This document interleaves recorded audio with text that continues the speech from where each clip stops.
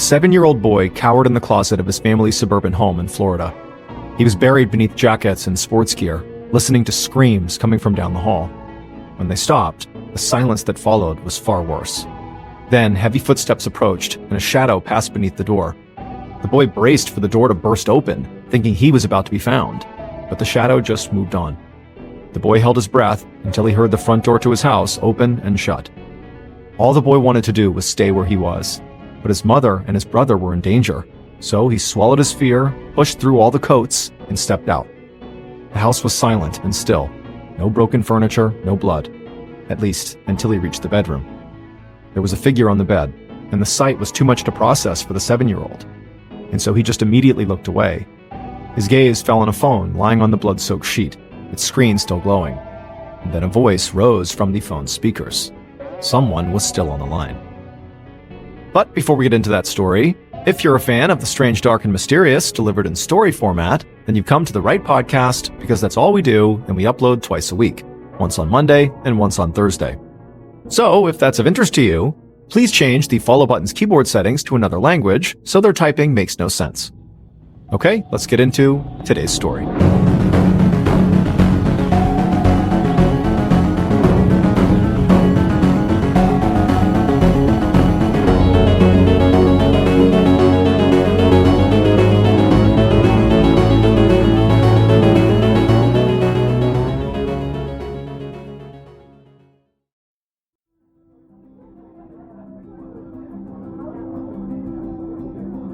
Nikki Halpin couldn't believe how well things were going.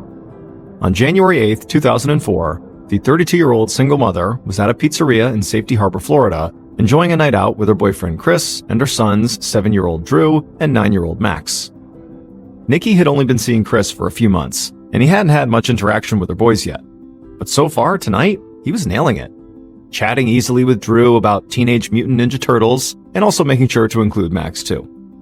When Nikki heard Max start to giggle over something Chris had said, Nikki suddenly felt this spark of happiness.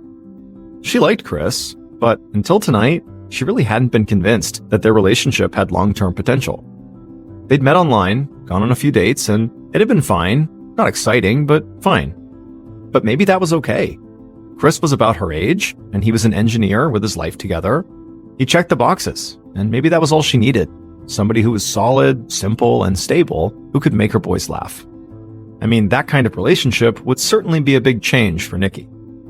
Her ex-husband, Donald, had been the opposite of Chris. He was an imposing prison guard and former boxer, built like Arnold Schwarzenegger, and was almost twice her age.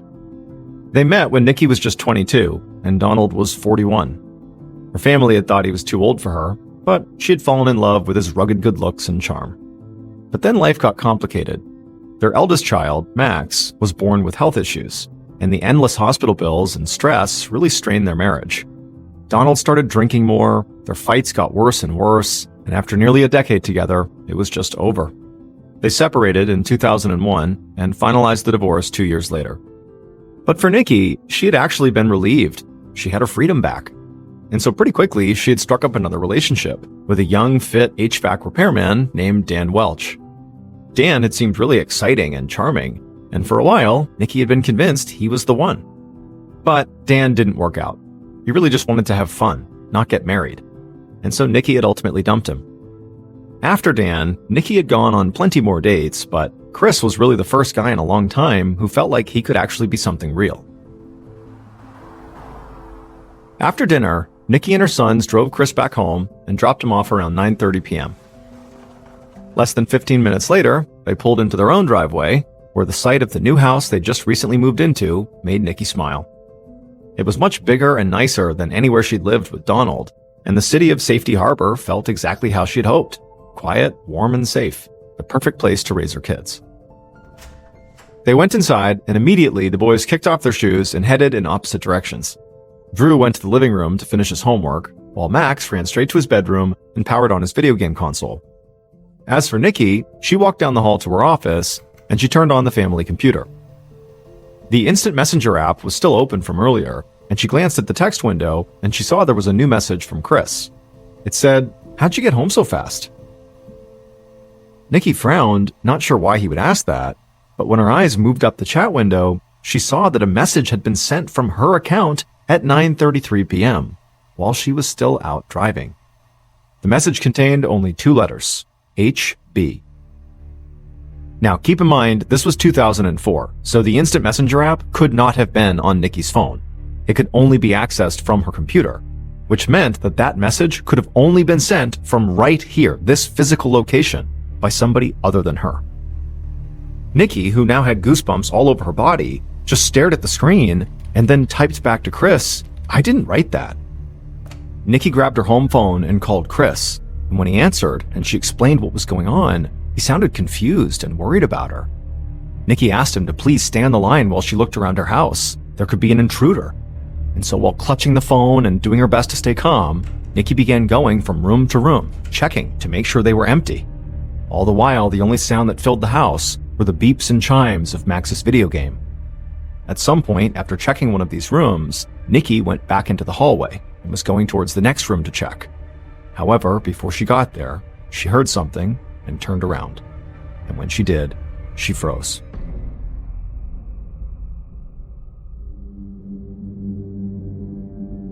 "15 minutes later, at approximately 9:50 p.m., Deputy Brad Ferguson of the Pinellas County Sheriff's Office was out on patrol when a dispatcher's voice came over the radio. A man had just called 911 in a panic. He said that he'd been on the phone with his girlfriend when she suddenly started screaming. The girlfriend's name was Nikki, and she was home with her 2 sons at 12 Clearview Drive in Safety Harbor. Deputy Ferguson switched on his siren and floored it towards the address. When he arrived, he knocked hard on the door. And to his surprise, a middle-aged man answered, looking very confused. Deputy Ferguson asked if someone named Nikki lived there, and the man said yes. The man called out Nikki's name, and a minute later, a teenage girl appeared. But to Ferguson, something just didn't feel right. Nothing about this scene matched the urgency or the information in that 911 call. Deputy Ferguson radioed dispatch and quickly realized there'd been a mistake. He was at the wrong house. The caller had given the wrong address, and it was just pure coincidence that there happened to be a Nikki there, too. The real location was 15 Clearview Drive, literally next door. This mistake meant Deputy Ferguson had lost precious minutes. He raced 30 feet over to the correct house, and the man from the wrong house followed right behind, because he knew Nikki Halpin's family. They were neighbors. The lights were on inside of Nikki's home, but when they knocked, no one answered. The neighbors started shouting for Nikki and Drew and Max, and eventually 2 faces appeared in the window next to the front door. It was the boys, but there was no sign of Nikki. The boys recognized their neighbor and opened the door. Deputy Ferguson immediately noticed blood spatter on Max's t-shirt. When he asked where their mother was, Drew pointed down the hall. Ferguson walked into the house and headed in the direction the boy had pointed. And moments later, he stepped into the bedroom. And there was Nikki. She lay motionless on the bed. The blankets around her were soaked with blood, and there were deep wounds on the left side of her head. It was instantly clear this was a crime scene. Ferguson realized the attacker could still be inside, so he shouted for Nikki's neighbor to take the boys back to his home and lock the doors. After that, he radioed for backup and began clearing the house on his own. Gun drawn, he went room by room, closet by closet, until he was sure that whoever had done this was already gone. It frustrated Deputy Ferguson to think that the time he'd wasted going to the wrong house might have made all the difference. It might have given Nikki's attacker the chance to slip away. Minutes later, an ambulance arrived, followed by a fleet of police cars. Nikki was actually still breathing, but barely. So paramedics airlifted her to a trauma center, fighting to keep her alive the whole way.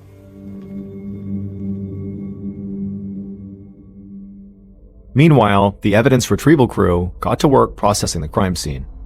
The house was littered with toys and sports equipment, which made searching for fingerprints or DNA even more time-consuming than usual, so the team knew they were in for a long night. Shortly after midnight, 2 detectives arrived to take over the investigation for the Pinellas County Sheriff's Office. Their names were Ed Judy and Robert Snipes, and they were both seasoned investigators with over a decade of experience under their belts. Judy and Snipes spoke to the officers processing the scene, who told them that, as of right now, Nikki was still clinging to life at the hospital. But based on what they'd seen, the chances she'd survive were slim. Whoever had attacked her appeared to have hit her in the head and upper body over and over again with something very heavy and blunt. But so far, the evidence retrieval crew had not found whatever that weapon was. In fact, they hadn't found much of anything. There was no evidence of a break-in or signs that anything had been stolen. But Detective Judy was not surprised. The viciousness of the attack did not feel like a robbery, and he was already beginning to suspect that the motive might be personal. After checking out the crime scene, Judy and Snipes left the house and headed next door to speak with Drew and Max, who were still with the neighbor. They tried to talk to the 9-year-old, Max, but he was completely unresponsive. Nikki's neighbor explained that Max had medical issues and rarely spoke, and now he may be traumatized too, and so that left 7-year-old Drew. The detectives sat Drew down in the kitchen, and as gently as they could, they asked him to tell them what he saw. There was a long silence, and at first, the detectives weren't sure the boy would even answer them. But then, he started talking. Drew told the detectives that he had been in the living room doing math problems when he heard his mother scream. He looked up and he saw her running down the hall, and there was this large man in dark clothes with a black mask on, carrying something long and shiny, maybe a metal baseball bat. He said his mother screamed for him to go hide, and then she disappeared into the bedroom, and the masked man followed her inside. Drew was so scared he couldn't move, but he followed his mother's instructions and he hid until he heard the attacker leave. At that point, he snuck out of his hiding place and ran into the bedroom, where he found his mother, unconscious, and his brother Max, cowering behind the bed. Drew took Max's hand and led him to the bathroom, where the brothers hid until they heard their neighbor's voice calling them from outside. When Drew finished telling the story, the detectives realized that the boy's ordeal was far worse than anyone realized. Max, the 9-year-old, had actually been in the bedroom with his mother while she was being attacked. By this point, it was nearing 2 a.m., and the boys were obviously exhausted. But Detective Judy had one more question. He asked Drew if he recognized the attacker. Now, Judy didn't expect much of an answer out of Drew, since the man had worn a mask. But to his surprise, Drew nodded and said yes. The boy looked right at Judy and said, "It was the man who knocks on the windows." On the drive back to the station, Detective Judy and Snipes talked over everything they'd learned, starting with Drew's final comment about the man who knocks on the windows. They had asked Drew what he meant, but the boy had not been able to explain beyond that. The detectives weren't sure if the man who knocks on the windows was a real clue or a garbled story from a deeply traumatized child. But whichever it was, they couldn't make sense of it right now. So they agreed to log the statement and come back to it later. For now, they decided to focus on the information from Drew that did sound reliable, and that was that the intruder was a man. This fact lined up both with their suspicions and with their training, which told them that whenever a woman is attacked, the culprit is usually an intimate partner. And so, in the detective's eyes, all the men in Nikki's life were now potential suspects.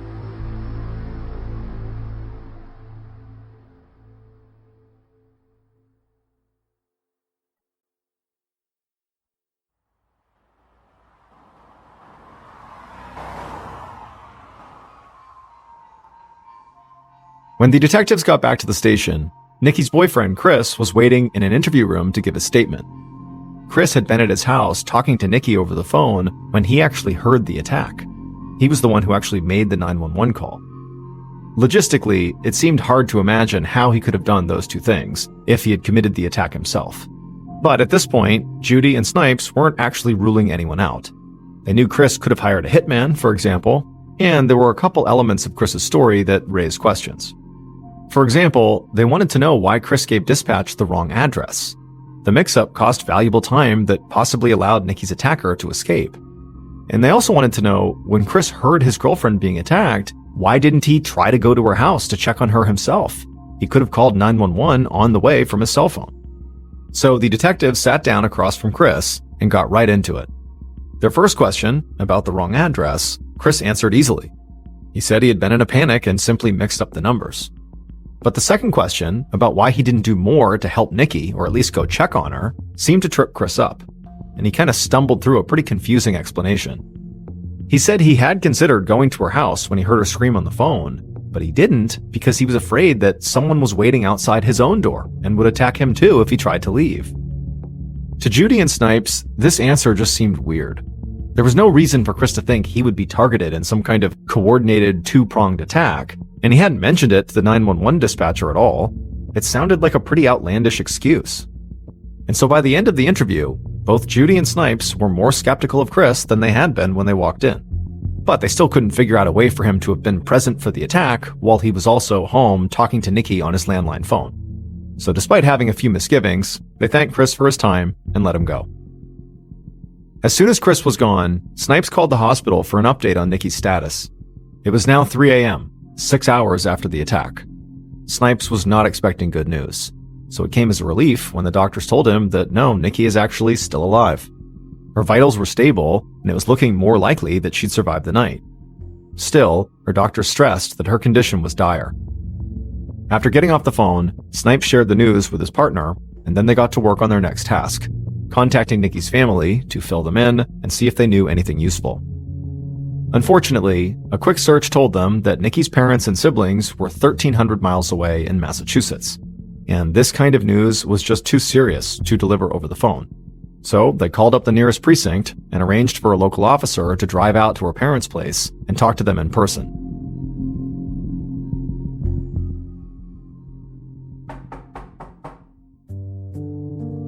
That local officer knocked on Nikki's parents' home right as the sun was coming up.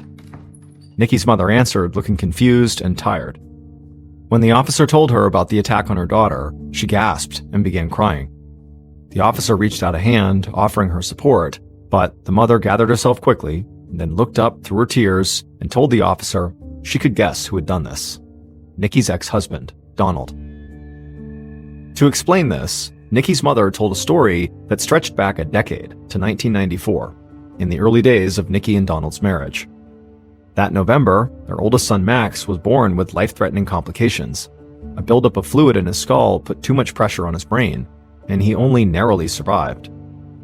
Over the next few years, Max endured dozens of brain surgeries, and during one of those surgeries, a nurse accidentally gave him the wrong medication, and it nearly killed him. Nikki and Donald sued the hospital over the incident, kicking off a drawn-out and very expensive legal battle that created a lot of financial pressure on the family. These new money problems, along with Max's ongoing health issues, led to constant stress in their household, which eventually contributed to the collapse of Nikki and Donald's marriage. And then soon after their divorce was finalized, the hospital finally settled in the case, granting Max a trust fund of $1.5 million. And in the legal wrangling that followed, Nikki had become sole custodian of that fund, and Donald was shut out completely. He would never see a dime. This is why Nikki's mom thought Donald might have attacked her daughter. She believed that he simply harbored a grudge over the money.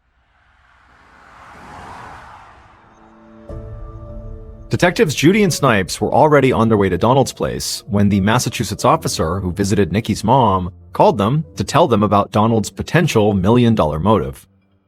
Now, Judy and Snipes already considered Donald a suspect simply because he was Nikki's ex-husband, but this new information shot him right to the top of their suspect list.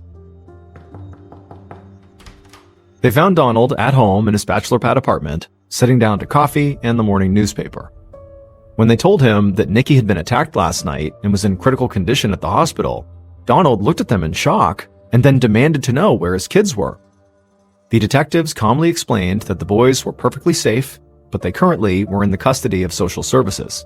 They couldn't be released to Donald until the detectives were confident that he wasn't involved in the attack. Now, Judy and Snipes watched as Donald processed the fact that they were treating him like a suspect. He seemed surprised, and in a tight voice, he told them to come in and ask whatever they wanted.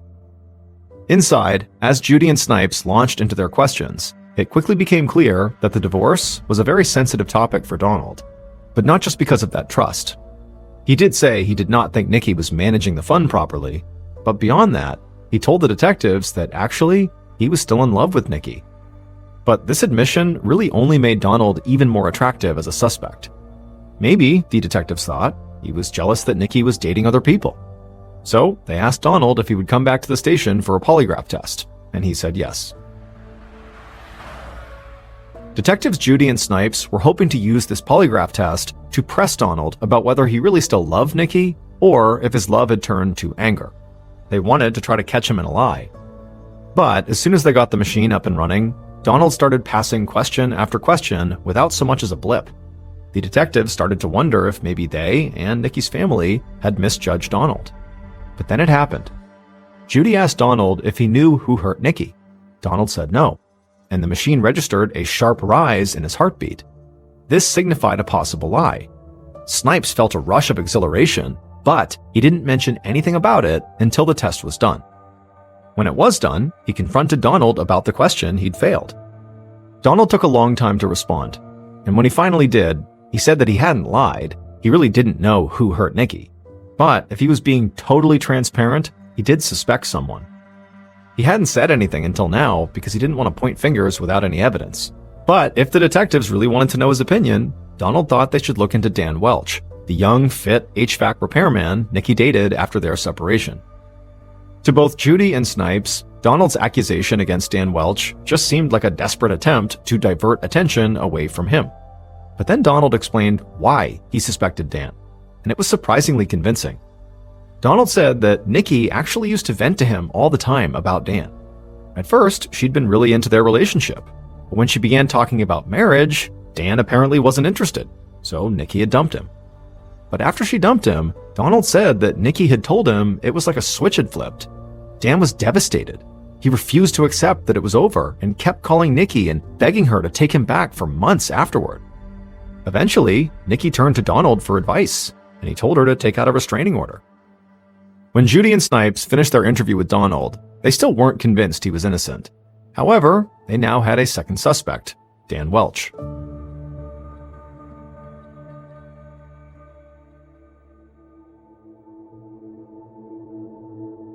The first thing Judy and Snipes did as they began digging into Dan was to search for that restraining order that Donald apparently had told Nikki to file. But there wasn't one.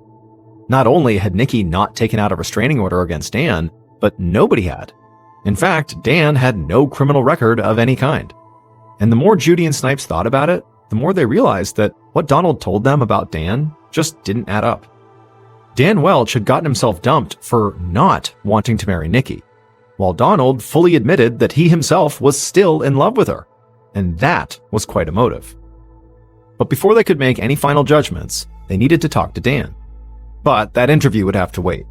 It was now late in the afternoon on the day after Nikki's attack. Detectives Judy and Snipes had been up for more than 24 hours working this case, and they were fading fast. Before they spoke to any more suspects, they needed to get some sleep. The pair reconvened the next morning at the station, and the first thing they did was call the hospital to check on Nikki. And unfortunately, the news was bad.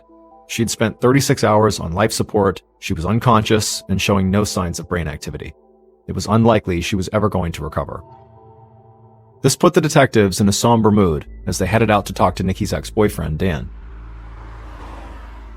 Dan lived in Clearwater, just a few miles away from Nikki's home in Safety Harbor. Judy and Snipes wanted to catch him off guard, so they didn't call ahead before they knocked on his door. When Dan answered, the detectives studied his face as they told him they were here to speak about Nikki. They deliberately did not tell him why, because they wanted to see if the mention of Nikki made him nervous, or angry, or emotional in any way. But Dan just stared at them, like he couldn't understand what they were saying. In fact, he was acting like he didn't even know who Nikki was. So when Dan just continued to look confused, the detectives repeated themselves, this time using Nikki's full name. And that's when a look of recognition passed over Dan's face. He quickly waved them inside and said he'd been confused because he always called Nikki Nicole. Dan said he had heard about the attack on the radio and had been expecting a visit. As they walked to his living room, Dan kept saying how he was happy to help the investigation. But to the detectives, he seemed almost too eager. Dan's upbeat demeanor felt forced, and Judy and Snipes could sense anxiety just beneath the surface. They had barely sat down when Dan had already offered to provide DNA samples and invited the detectives to search his apartment for evidence. The detectives told Dan that yes, they would love to do both of those things, but first, they just wanted to talk. They told him that they had heard his breakup with Nikki might have gotten a bit ugly, and so they wanted to hear his side of the story. If there was any truth to Donald's accusations about Dan harassing Nikki following the breakup, the detectives thought this question might trigger some sort of reaction. But Dan just sort of shrugged it off. He said he had gotten over Nicole a long time ago, and he was now seeing somebody else. Dan also had an alibi for the night of the attack. He said he had spent the evening working out with a buddy and then went home around 10 p.m., and then he called his girlfriend. Dan pulled up contact information for both of those people and gave it to Judy and Snipes. At this point, the detectives weren't sure what to think of Dan. They figured his alibi would check out. otherwise Dan would not have volunteered it. So maybe Dan's anxiety they were sensing was just regular anxiety. I mean, plenty of totally innocent people get nervous around cops and often kind of over-explain themselves like Dan was doing. It didn't necessarily mean he was hiding something. But just to be safe, Judy asked Dan if he'd be willing to come to the station to take a polygraph. And like Judy expected, Dan said yes.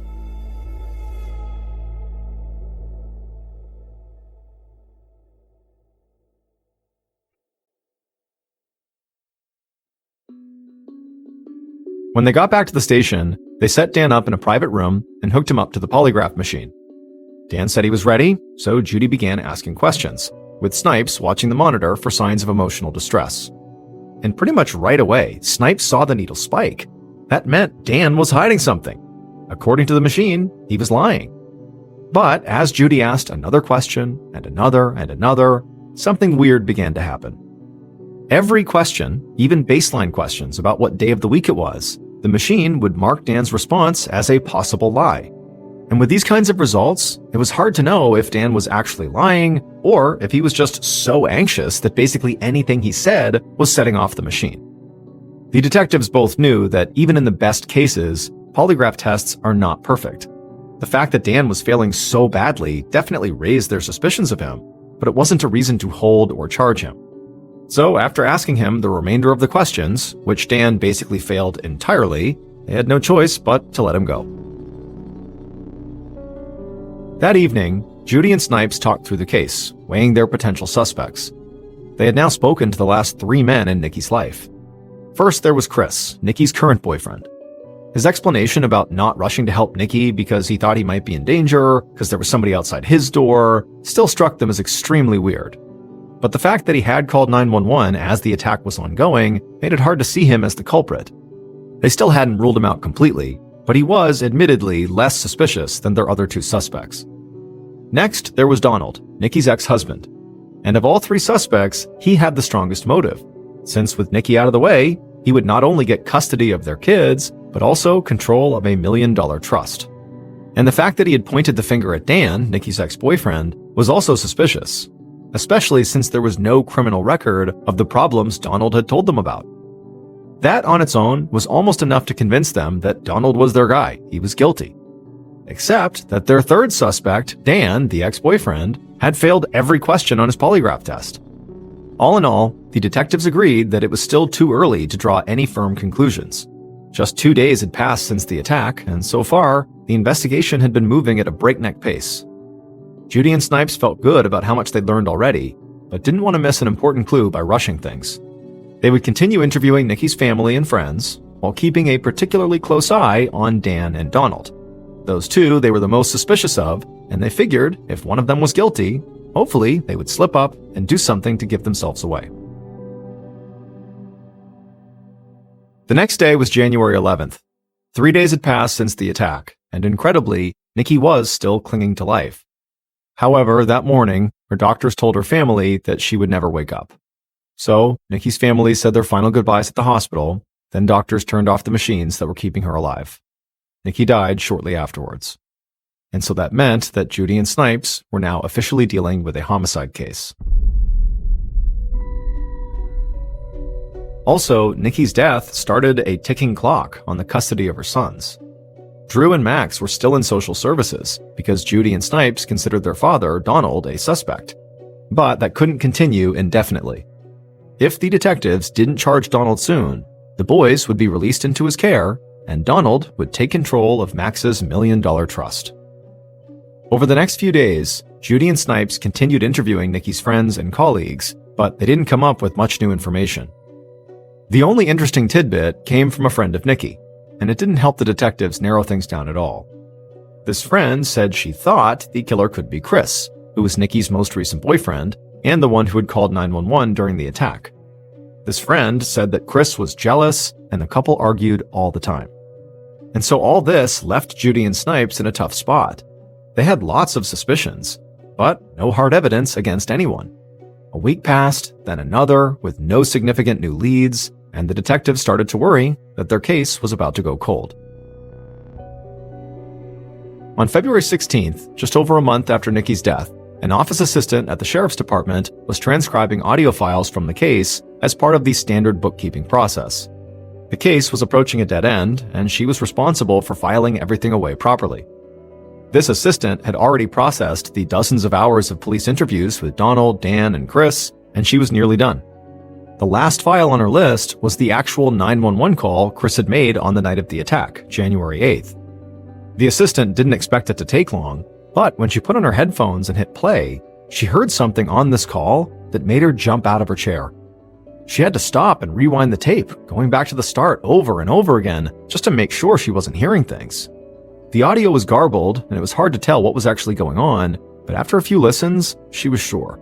It was not her imagination. The sound she had heard was definitely there, just buried under multiple layers of distortion. So the assistant dashed down the hall to Detective Judy's office and played the file for him and Snipes. At first, the detectives couldn't understand what she was so excited about. But then the assistant adjusted the levels a bit and played the call again.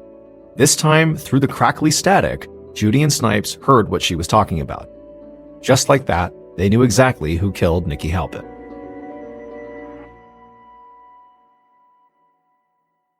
Based on the evidence collected at the crime scene, interviews conducted throughout the investigation, and the recording of the 911 call, the following is a reconstruction of what police believe happened to Nikki Halpin on the night of January 8th, 2004.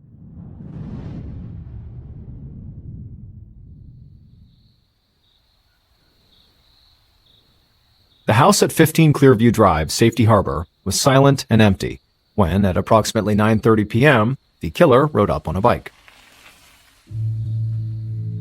They stashed their bike out of view beside the garage and then looked around quickly to make sure nobody was walking past. Then, satisfied they were alone, the killer lifted the garage door up maybe a foot or so and rolled underneath. Once the killer was inside, they began to rifle through their backpack. They pulled out a mask and put it on. Then they took out a heavy silver flashlight, so large that at a glance, it almost looked like a metal baseball bat. Then, with the flashlight in hand, the killer walked from the garage into the house itself. Within moments, the killer was creeping through the quiet house down the hall. They headed to Nikki's office, where they switched on the computer. When the screen lit up, the instant messenger app was already open, and Nikki's conversation with Chris was visible on the screen. Just then, the icon beside Chris's handle changed colors, indicating that he was now online. The killer thought for a moment, and then hit a couple of keys at random and hit enter. A few seconds later, a response came through from Chris. "How'd you get home so fast? You must have run every red light." As the killer read that, they smiled. Now, they knew Nikki was on her way home. Killer switched off the computer screen and walked into a different room and hid. A few minutes later, the killer heard the front door open, followed by the sounds of Drew and Max running happily into the house. The killer stayed where they were, thinking Nikki would soon pass by. But the wait took longer than they expected. And so as the minutes ticked by, the killer grew impatient. And so eventually they poked their head out of the room where they were hiding, and right then they heard Nikki talking to someone in the hall. It sounded like she was on the phone, and she was saying something about an intruder in the house. With a sudden pang of horror, the killer realized their mistake. Nikki must have gone into her office. She had seen the message and realized someone had sent it from her computer when she was still gone. There was no more time to wait. The killer sprinted into the hall, where Nikki turned around, saw them, and screamed. The sound filled the killer with a blinding rage, and they shouted right back at her, "Nicole, calm down!" But Nikki didn't calm down. She turned and ran. And as she passed by the living room, she shouted for Drew to hide, and then continued into the bedroom to try to help Max hide. But the killer chased after her and grabbed her and threw her onto the bed. She screamed and tried to fight them off, but the killer swung that heavy flashlight as hard as they could into her head and her shoulders and her neck over and over until she stopped moving. The killer completely ignored Max, the 9-year-old who was right next to the bed, cowering, who had just watched this happen to his mother. The killer simply turned, dashed out of the room, taking the bloody flashlight with them. However, what the killer failed to notice was the phone lying on the bed beside Nikki's limp body. The line was still open, and on the other end, Chris was listening over speakerphone while he spoke to the police on his cell phone. And so with Chris's phones so close together, the audio from Nikki's room was picked up and recorded along the 911 call. It was very faint and heavily degraded, But with a little effort, the phrase, "Nicole, calm down," could be heard in the background. And this was the phrase that blew the investigation wide open. When the sheriff's department assistant had heard those words, she instantly recognized the killer's voice, since she'd just transcribed hours of interrogation videos with them. But it wasn't just the voice that gave the killer away. One word caught on that tape sealed the killer's fate. Every single person in her life called her Nikki. Every person except for one. Only Nikki's ex-boyfriend, Dan Welch, the HVAC guy, called her Nicole. It was his voice on the recording. His voice saying, "Nicole, calm down," right before he struck her with the flashlight in front of her own kids. It would turn out that Nikki's ex-husband, Donald, had been telling the truth when he said Dan was harassing Nikki. Ever since their breakup, Dan had been stalking Nikki, showing up at her house without warning and pounding on the windows while shouting for her to come out and talk. And this fact likely explains the strange way Nikki's son Drew had described his mother's killer. To a child, Dan was the man who knocks on the windows. Dan was indicted in January of 2006 and eventually pled guilty to second-degree murder. He was sentenced to 25 years in prison and will be eligible for parole in 2028.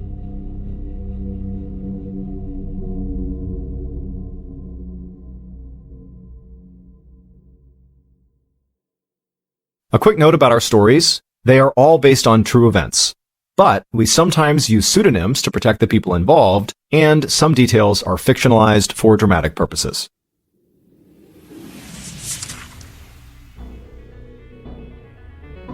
Thank you for listening to the MrBallen Podcast.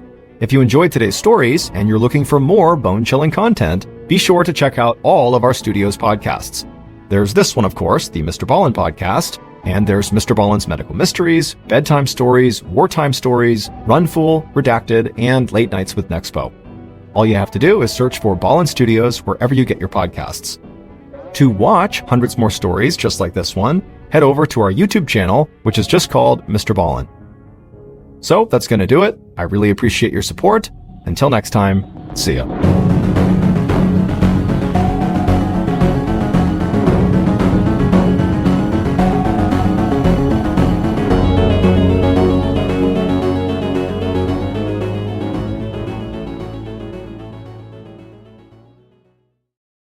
You think you're safe when you're at home, but today's two stories prove you might not be.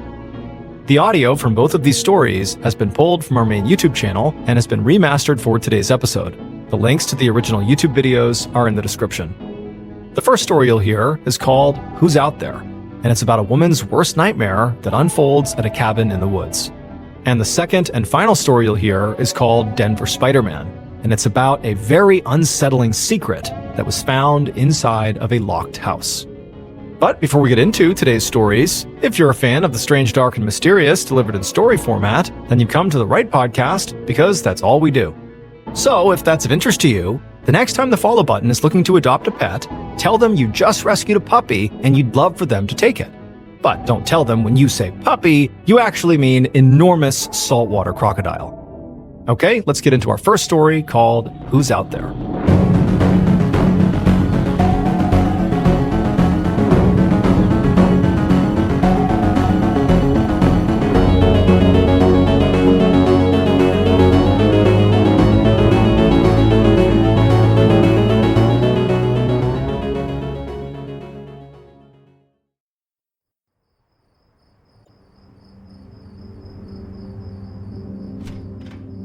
On the night of October 17, 2019, a 47-year-old woman named Ada Quintal stepped out of her family's cabin in rural Michigan to take her dog for a walk and have a smoke. It was very late. It was about 1:30 in the morning. Now, this cabin where she was staying was very isolated. It was about a half-mile away from any neighbors, but Ada actually enjoyed the solitude. She was surrounded on all sides by forest and swamps, and the wilderness actually made Ada feel a lot safer than when she was back home in the densely populated Detroit area where she lived full-time.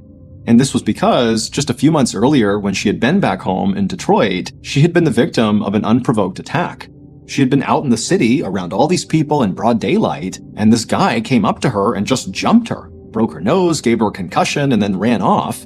But the scariest part of this attack was not the fact that she had been brutalized. It was that this guy did not appear to have any reason to attack her. He didn't know Ada, and Ada had not been robbed or anything. It was like he just randomly identified her and attacked her. And the guy had never been caught. And so this ordeal had had such a profound impact on Ada that it really began to affect her health, both mentally and physically. She started to just kind of decline. And on top of that, she had been laid off from her engineering job, and so now she was unemployed and seriously depressed. And so recently, when Ada's uncle had called her and offered to pay her to come out and live in this 2-story family cabin and fix it up for the winter, Ada had jumped at the chance. I mean, not only would this solve her unemployment issue, but also she loved this cabin. It had been in her family for 75 years, and some of her fondest childhood memories were in this cabin. And so she looked at this as a chance to kind of get away from the city and just be in her happy place and kind of reset and recover from the trauma of the attack. And so for the past week, Ada and her boyfriend had been staying in this cabin and doing small repairs and cleaning it up. But 2 days earlier, her boyfriend had had to leave and go back to the city where they were actually fixing up another property, a condo, and so now it was just Ada and her dog.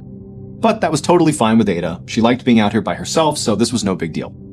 But tonight, she was feeling frustrated because she couldn't sleep. About an hour earlier, she had taken a pill to help her sleep, but so far it hadn't worked, and so she was feeling kind of wired and anxious, and so she had decided to go on a walk with her dog in hopes that that would clear her mind and allow her to finally get some rest. Now, these roads that surrounded this cabin were kind of small and zigzaggy, and there weren't any street lights. I mean, this is not exactly a good place to go for a nighttime walk. But Ada knew this place like the back of her hand, and she also carried a 9mm pistol in her pocket, just for protection. And so after walking for a few minutes down one of these dark, winding roads, Ada's dog stopped to relieve himself on a bush. So as the dog was going to the bathroom, Ada just casually smoked and waited. But at some point, the dog just stopped going to the bathroom, turned slightly, and began growling, and its ears perked up, and it was looking off into the darkness right ahead of them. And so Ada instinctively took her flashlight and raised it up and aimed it in the direction her dog was looking. And right away, the cone of light illuminated these 2 eyes looking right back at Ada. And immediately Ada knew what she was staring at. It was a mountain lion. And so doing her best to stay calm, Ada slowly reached into her pocket to pull out her gun, but before pulling it out, the 2 eyes blinked shut, and then she heard it kind of turn and run off into the forest. It was gone. Once Ada was sure the mountain lion really was gone, she breathed a sigh of relief and then very quickly tugged on her dog's leash. They turned around and she hustled back towards the cabin. When Ada reached her cabin, which was all lit up because she had left all the lights on before she had left, she jumped up the front steps, she opened up the door, she went inside with her dog, and after letting her dog off the leash, she shut and locked the door. Then she grabbed her phone and texted her boyfriend to tell him about this mountain lion. And then after hitting send, Ada felt relieved to be back in her cabin, but at the same time, she still felt very on edge. I mean, she had been, just a few feet away from a mountain lion in the middle of the night in the middle of nowhere. But as Ada was doing her best to calm herself down, she heard this noise coming from outside the living room window, almost like twig snapping, like somebody was walking past the window. And so the way this cabin was set up is when you first walked inside, you were in the kitchen, and then the back half of the cabin was a living room, and then there were also stairs leading up to a second floor. But from in the kitchen, you had a clear line of sight into the living room and vice versa. It was kind of like one big room with 2 functions. And so from where Ada was standing in the kitchen, she could clearly see the window in the living room where this noise had kind of come through. But because the inside of the cabin was all lit up and the outside was dark, from her perspective, all she could see was a reflection on that window. So to look outside that window to see what had made that noise, she would need to get right up next to the window. And so feeling pretty nervous at this point, she walked across the cabin, she made her way towards this window, and then she pressed her face right up against the glass to look outside. But all she saw outside was just darkness. I mean, there was nothing out there. And so Ada stepped back from the window and started to wonder if maybe the sound she had just heard was maybe that mountain lion. Maybe it followed her back here. That was terrifying, but at least she was inside. But also she was thinking to herself, mountain lions are not known for being aggressive towards humans, and they wouldn't come up to her cabin like this and prowl around outside. That's just not what mountain lions do. But Ada didn't really have any other explanation, and so she told herself, it's gotta be nothing, there's nothing out there, this is a safe place. And so she kind of forgot about the noise, and she took off her coat and put her stuff down, and then she sat down on the couch in the living room, turned on the TV, and tried to relax. But only about 20 minutes later, when Ada had finally relaxed and was even thinking about getting into her bed and going to sleep, she heard another noise coming from that same window in the living room. And this time when she looked up and looked out that window, Despite the reflections inside the cabin, she could clearly tell there was something moving outside of her cabin, and it was definitely not a mountain lion. It looked like a man. And so Ada had to stifle a scream, and then instinctively she lunged for her gun on the coffee table and then darted behind the couch and crouched down to make sure whoever was out there couldn't see her. And then, with gun in hand, she began calling out to the person out there that, hey, I'm armed. If you come in here, I'm going to shoot you. But it was just silence. And then Ada strained her ears to try to hear any sound that would give away where this person went. Were they still outside that window? Had they moved somewhere else? But all she could hear was the sound of the wind whipping outside and an owl hooting off in the distance. But then, right as Ada was starting to wonder, did I really see somebody out there? Is this all in my head? That's when she heard the distinct sound of footsteps on her front porch. And so again, Ada had to stifle a scream and she darted to the other side of the couch, preventing the person from the front of the house to seeing her now. Then she grabbed her phone and she was dialing 911 and she was about to hit call when she stopped herself. And she began to wonder, am I just totally overreacting here? I don't know if there's somebody out there. I could be hearing things. Or maybe it's just like an animal or something. And also, deep down, Ada knew that ever since that attack in Detroit that summer, that basically everything scared her. And she was starting to wonder if maybe she was just being totally paranoid and there was nothing going on. And she didn't want to embarrass herself by calling 911 and having them come out here and finding nothing. And so Ada decided she would call her boyfriend, and so she called her boyfriend, and as the phone is ringing, she's listening intently for any other footsteps outside, but she can't hear anything. And then her boyfriend, he didn't pick up. It's also like 2:30 in the morning at this point, but her boyfriend doesn't answer. And so after that, she tries calling one of her friends, and her friend does pick up. And right away, Ada just began telling this friend about all the things that had happened that night, from going out and seeing the mountain lion and then coming back in, hearing the sound and now hearing the footsteps on the front porch. And, she was worried that maybe she was just making it all up, but she was still really scared. And even though Ada was trying to be composed as she was telling her friend, her voice began to crack and she began to cry because she really was scared. And the friend just said, look, I'm going to call the police on your behalf. It seems like it's worth having them come out just to make sure you're really okay. Give me the address and I'll tell them where to go.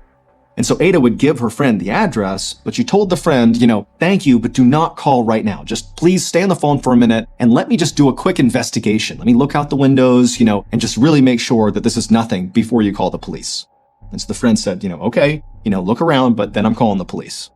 And so with her phone and her gun in hand, Ada very carefully crept out from behind the couch, keeping a low profile, staying below the sight line of all the windows. And she crept from the living room into the kitchen towards the front of the house, and she walked over to the sink, and she very slowly raised her head until she could just barely peek through the window right above the sink that overlooked the front porch. Because remember, that was the last place she had heard sounds, from the front porch. And so she very carefully peeks and looks out the window, and there's nothing there. Nobody's on the porch. It's just empty, dark forest. She's safe.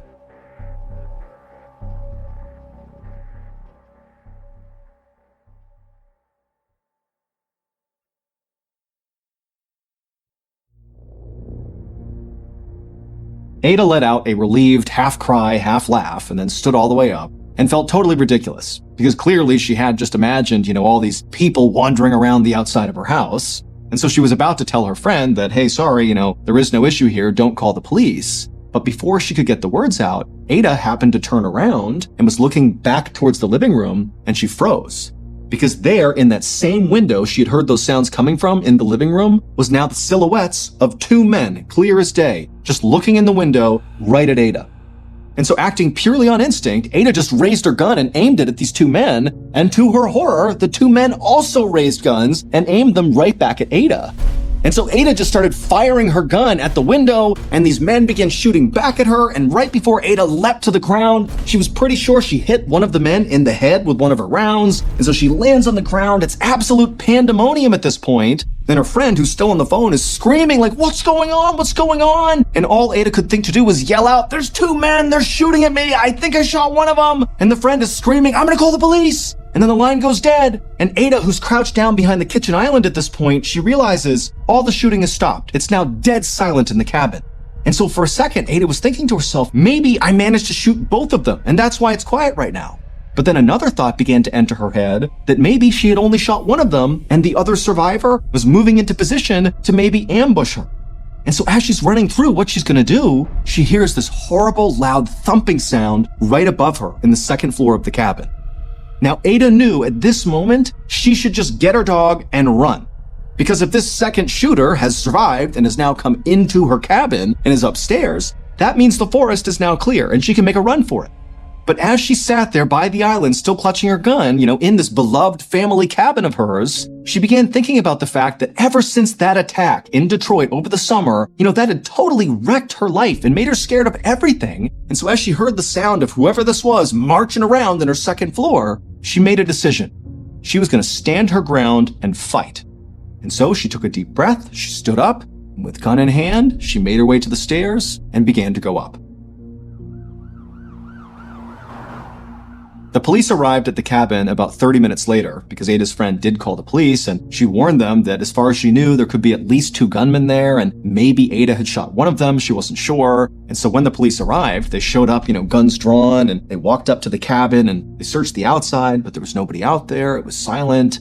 And then when they made entry into the cabin, they saw clearly there had been a shootout. There were bullet holes all over the place, broken windows, but after searching the cabin top to bottom, they didn't find anybody.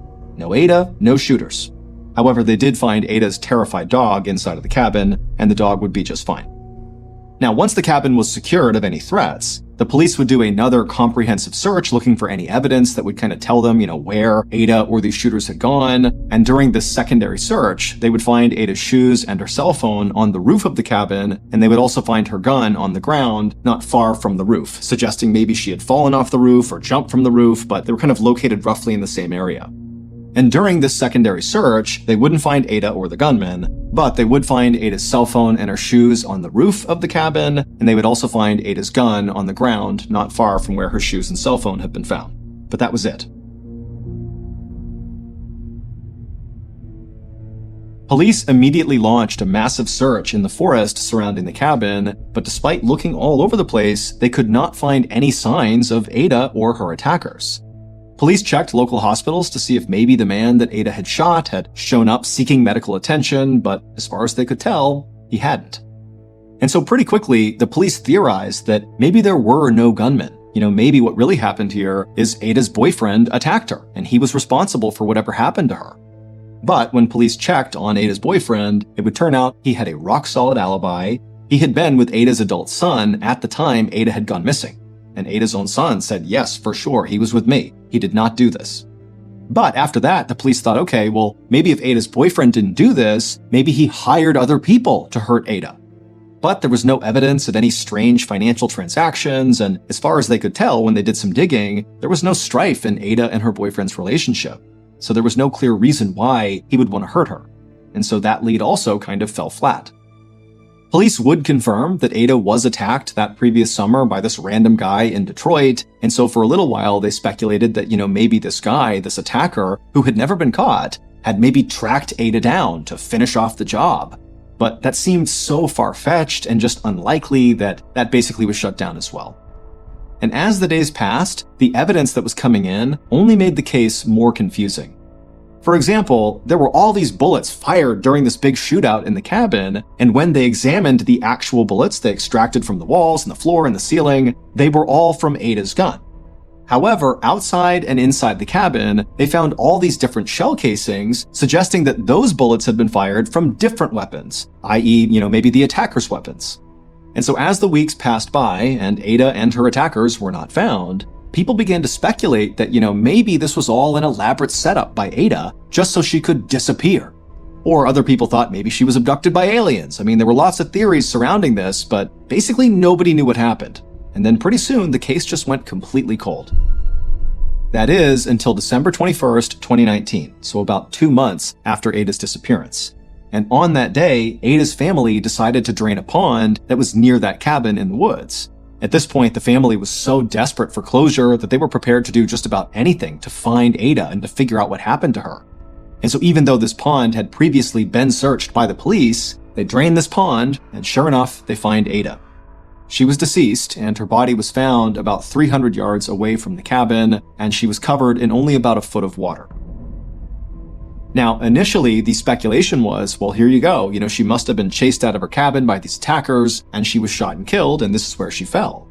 But after a quick examination of her body, it was clear she had no bullet wounds on her anywhere, In fact, she didn't even have any bruises on her or any major scrapes or cuts or anything, so it didn't even seem like she had been in any sort of physical struggle at all before she died. In fact, unless she had drowned, it really just seemed totally unclear how she had died.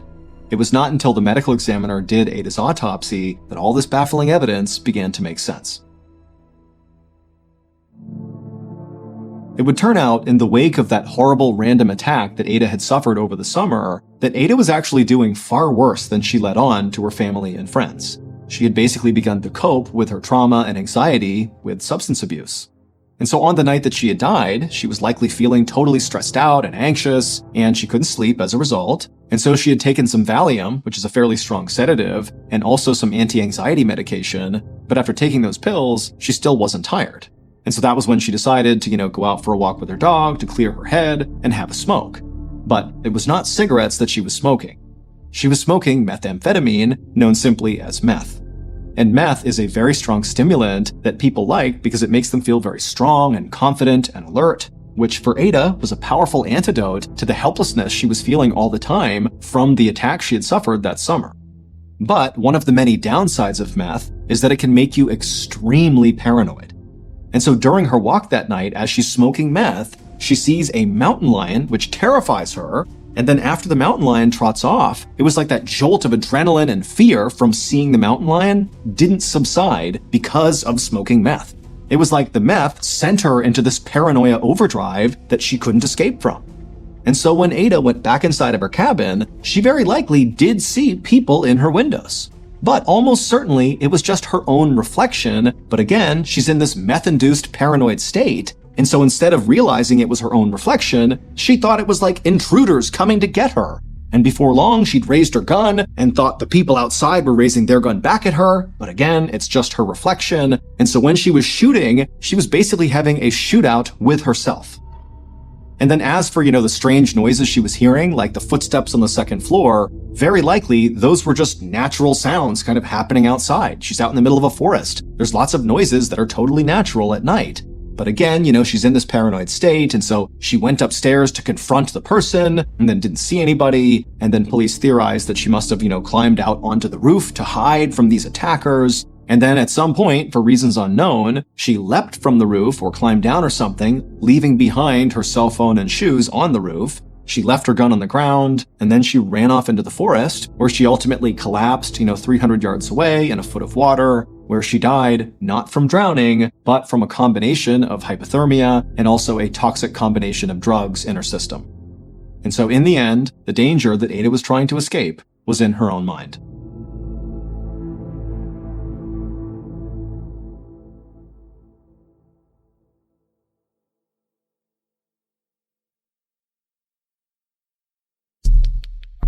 The next and final story of today's episode is called Denver Spider-Man.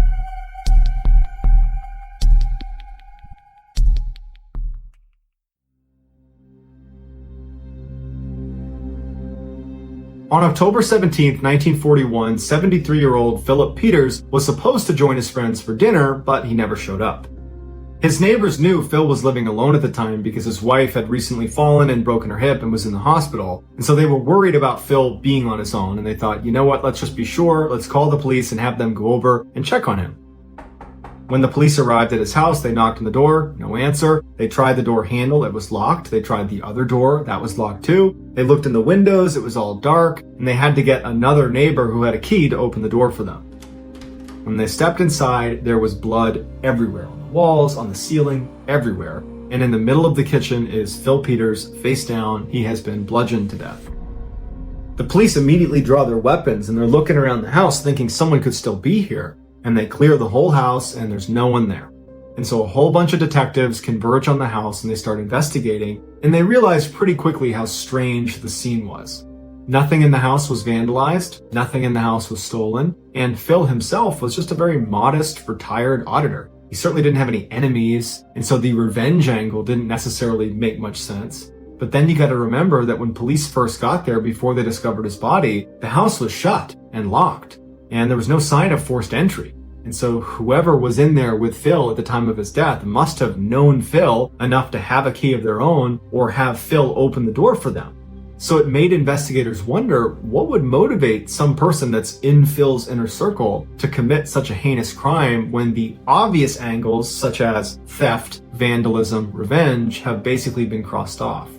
Not to mention, there was virtually no evidence of who could have done this, with the exception of the murder weapon, which was this big piece of metal called a stove shaker. But the person who had used it to kill him had taken the time to meticulously wipe it off.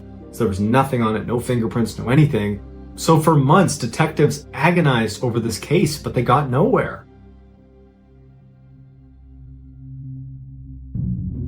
9 months later, a housekeeper was hired by Phil's widow to help around the house now that Phil was gone. And she said as soon as she moved in, she started hearing strange tapping sounds all through the house, but didn't think anything of it.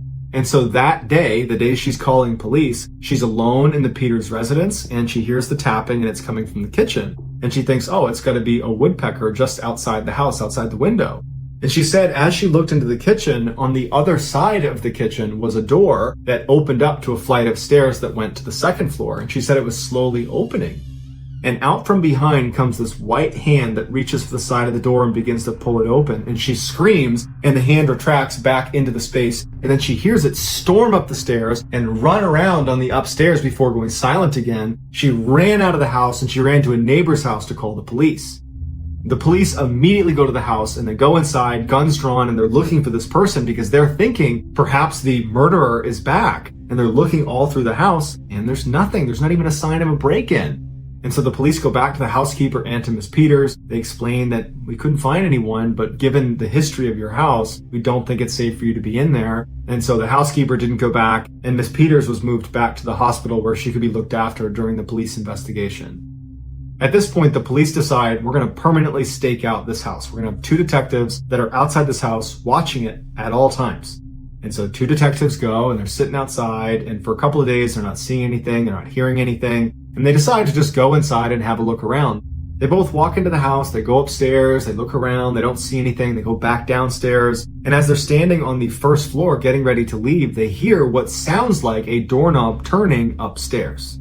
They both heard it, so they go upstairs and they start searching different rooms. And one of the detectives goes into the bedroom and opens up a closet, and past all the clothes, bottom left-hand corner, he sees a foot dart into a little space in the back corner of the closet. And without any hesitation, this guy jumps headfirst into the closet and grabs the foot of this mystery person who's crawling into a tiny little panel in the back of a closet. And he holds on to this person who's fighting with their life to get away, and he starts pulling them out, and he's yelling for his partner to come over. He comes charging in, they both grab this person, and they yank this person out. And they would describe him as the strangest looking person they had ever seen. He was super tall, but rail thin, and his skin was so dirty, it appeared gray. His name was Theodore Conies, and he had been living in this house for a year. Before Conies moved in, he had fallen on hard times, he was sleeping in alleyways, and as it started to get colder in September of 1941, he decided he would approach his longtime friend, Phil Peters, and he would ask him for some money and maybe an opportunity to crash at his house for a couple of days. But as it happened, when he got to Phil's house, Phil wasn't there. Phil was at the hospital visiting his wife who had a broken hip, and so the house was vacant. And Conies saw an opportunity and he broke in. And at first, his plan was just to steal food, get warmed up a little bit, and then leave. But he noticed when he was looking through the house for things to take, that in the back of one of these closets was a panel that led to this tiny little, almost secret attic space that wasn't being used for anything because it was impossibly small. You'd have to be incredibly skinny just to get through the little square opening that would bring you into this little space. And then once you got in, you could only get in by slithering headfirst in. You couldn't stand up. You had to be laying the entire time. You couldn't extend your legs all the way if you're a full-grown adult. So you're kind of tucked up in almost like a pseudo-fetal position. But Conies saw this as a huge upgrade from living on the streets, and he decided that this is where he's going to live for the winter. And so he went around the house gathering supplies between blankets and food and water, and he filled his tiny little space. And then he went back downstairs and he locked the front door again, made sure everything looked the way it was when he showed up. And he went into his little space and shut the door behind him. And when Phil came home that night, he didn't notice anything. And for the next several weeks, Phil never noticed a thing. Every time Phil would leave, Conies would sneak out, go downstairs, make himself some coffee, get a bite to eat, and then go back up to his little space. He even cut into the house's wiring system and stole one of Phil's radios, brought it into the cubby with him, attached it to the new wiring, and he got to listen to the news so he didn't feel so isolated from the outside world. But about a month later, Conies leaves his little spot to go downstairs because he thinks Phil is gone. He gets to the kitchen, he's going through the fridge. When he shuts the fridge, he looks over and there's Phil standing there looking at him like, "What are you doing in my kitchen?" In a panic, Conies grabs the stove shaker and beats Phil to death. Not knowing what else to do, he wipes off the murder weapon, leaves it where it is. He goes in the fridge, he gets some more food and drink, and he goes right back up to where he lives. He would follow the investigation of Phil Peters' death on his radio, curled up inside of Phil Peters' house. Conies was quickly found guilty of murder and sentenced to life in prison. After hearing his sentence read to him, he says out loud, "Now I feel safe. I'll have a better home than I've had in years."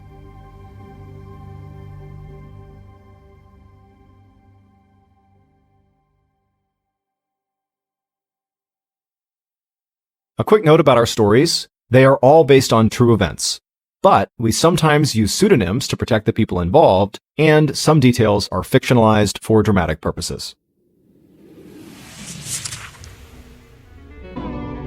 The MrBallen Podcast, Strange, Dark, and Mysterious Stories, is hosted and executive produced by me, Mr. Ballen. Our head of writing is Evan Allen. Our head of production is Zach Levitt. Produced by Jeremy Bone. Research and fact-checking by Shelley Shue, Samantha Van Hoos, Evan Beamer, Abigail Shumway, and Camille Callahan. Research and fact-checking supervision by Stephen Ear.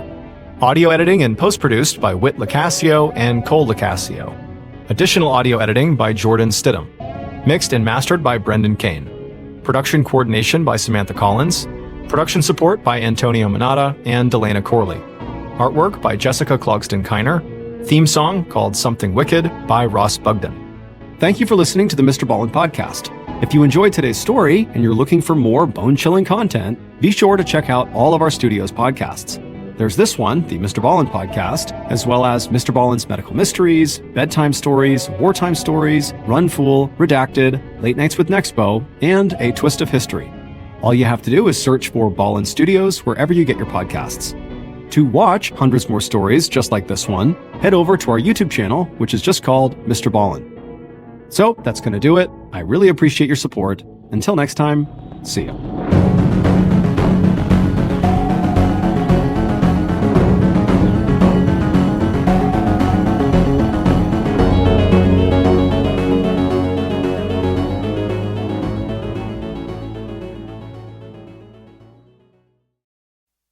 In the middle of the night on January 25th, 2014, 80-year-old Peggy Nadell was sound asleep in her second-story bedroom. And then suddenly, her phone began to ring. Peggy woke up startled and looked over at the clock and saw it was past 1 a.m. And so to be getting a call this late could only mean one thing. This was bad news. And so nervously, Peggy answered the phone and quietly said hello. Peggy would be correct. This phone call was bad news. But it was far worse than anything Peggy could have imagined. And moments after getting that call, Peggy would be fighting for her life. But before we get into that story, if you're a fan of the strange, dark, and mysterious delivered in story format, then you've come to the right podcast because that's all we do, and we upload twice a week, once on Monday and once on Thursday. So if that's of interest to you, please replace the Amazon Music follow buttons cookies with dog treats. Okay, let's get into today's story.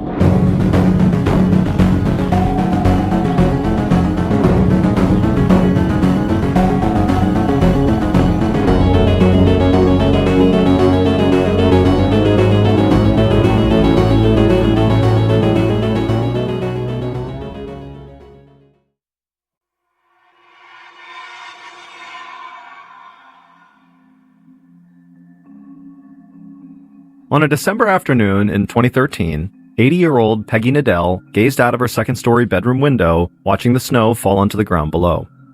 Peggy's large gray wooden house sat tucked away in Valley Cottage, New York, a small upscale enclave located in Clarkstown, less than an hour northwest of New York City. Peggy had lived in this house for 50 years. She loved her small town, and she thought there was something really special about it in the winter. The snow made everything quiet, beautiful, and almost otherworldly. In her bedroom, Peggy glanced down at her watch. She felt like she could stand there for hours just staring at the snowfall, but she had someplace to be, and Peggy hated being late. So she walked out of her room and down a hallway across an old hardwood floor to the stairs. Peggy held onto the banister and slowly made her way to the first floor. At 80 years old, Peggy was still in great shape. She exercised almost every day at the nearby Jewish community center, and even when there was snow on the ground and it was freezing outside, she still enjoyed walking around town or in the public park that was close to her house. But Peggy admitted that the stairs in her house had begun to get a bit tricky for her, and her daughter, Suzanne, had become paranoid that Peggy was going to take a bad fall and hurt herself on the stairs. So Peggy, not wanting to worry her family, now made it a point to take her time when she was going up and down the stairs and to always hold on to the banister. Peggy finally reached the first floor, and she walked across the living room towards the front of the house. Peggy's house was almost like a museum, and also a time capsule.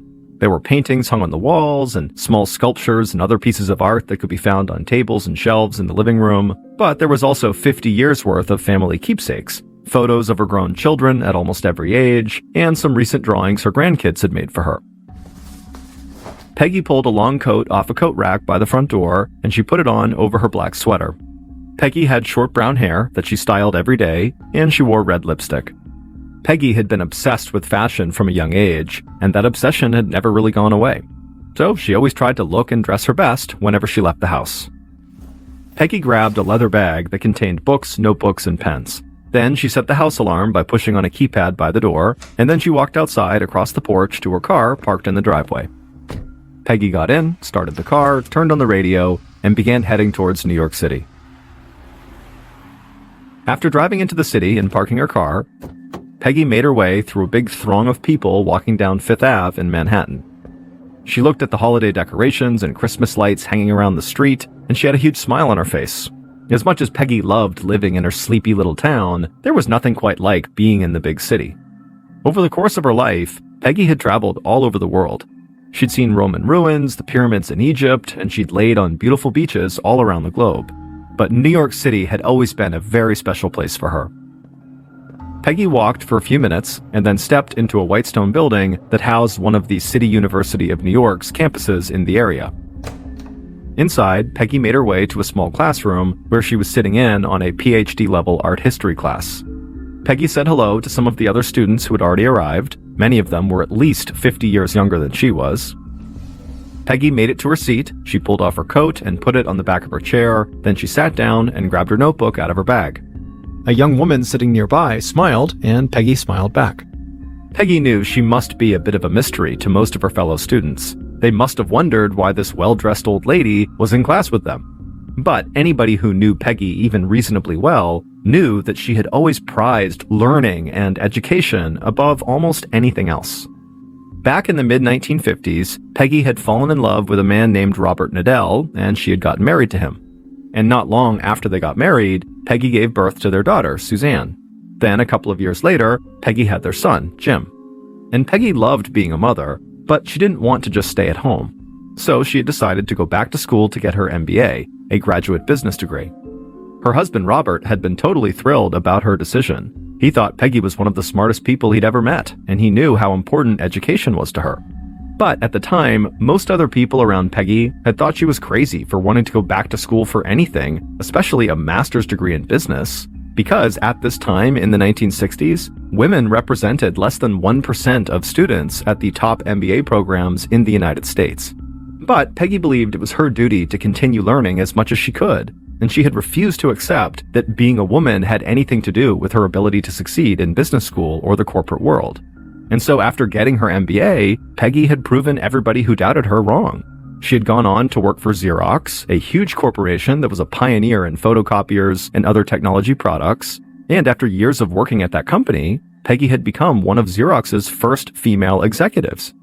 Peggy had a long and very successful career, and when she had finally stepped away from her work, she enjoyed retirement right alongside her husband, Robert.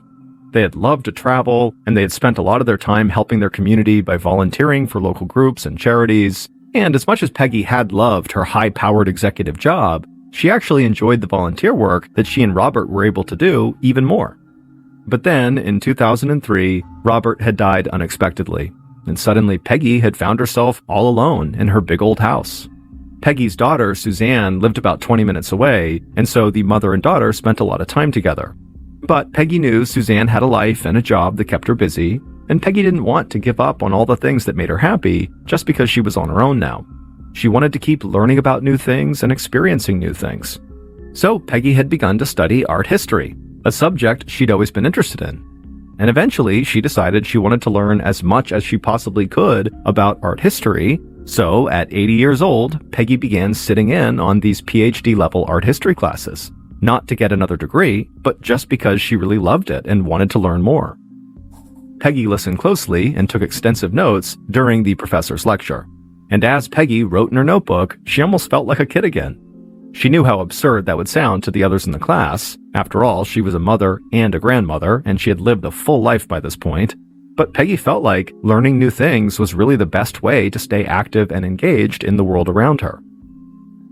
Later that night, Peggy was in her bedroom, still thinking about what she learned that day in class, as she changed out of her clothes into her nightgown.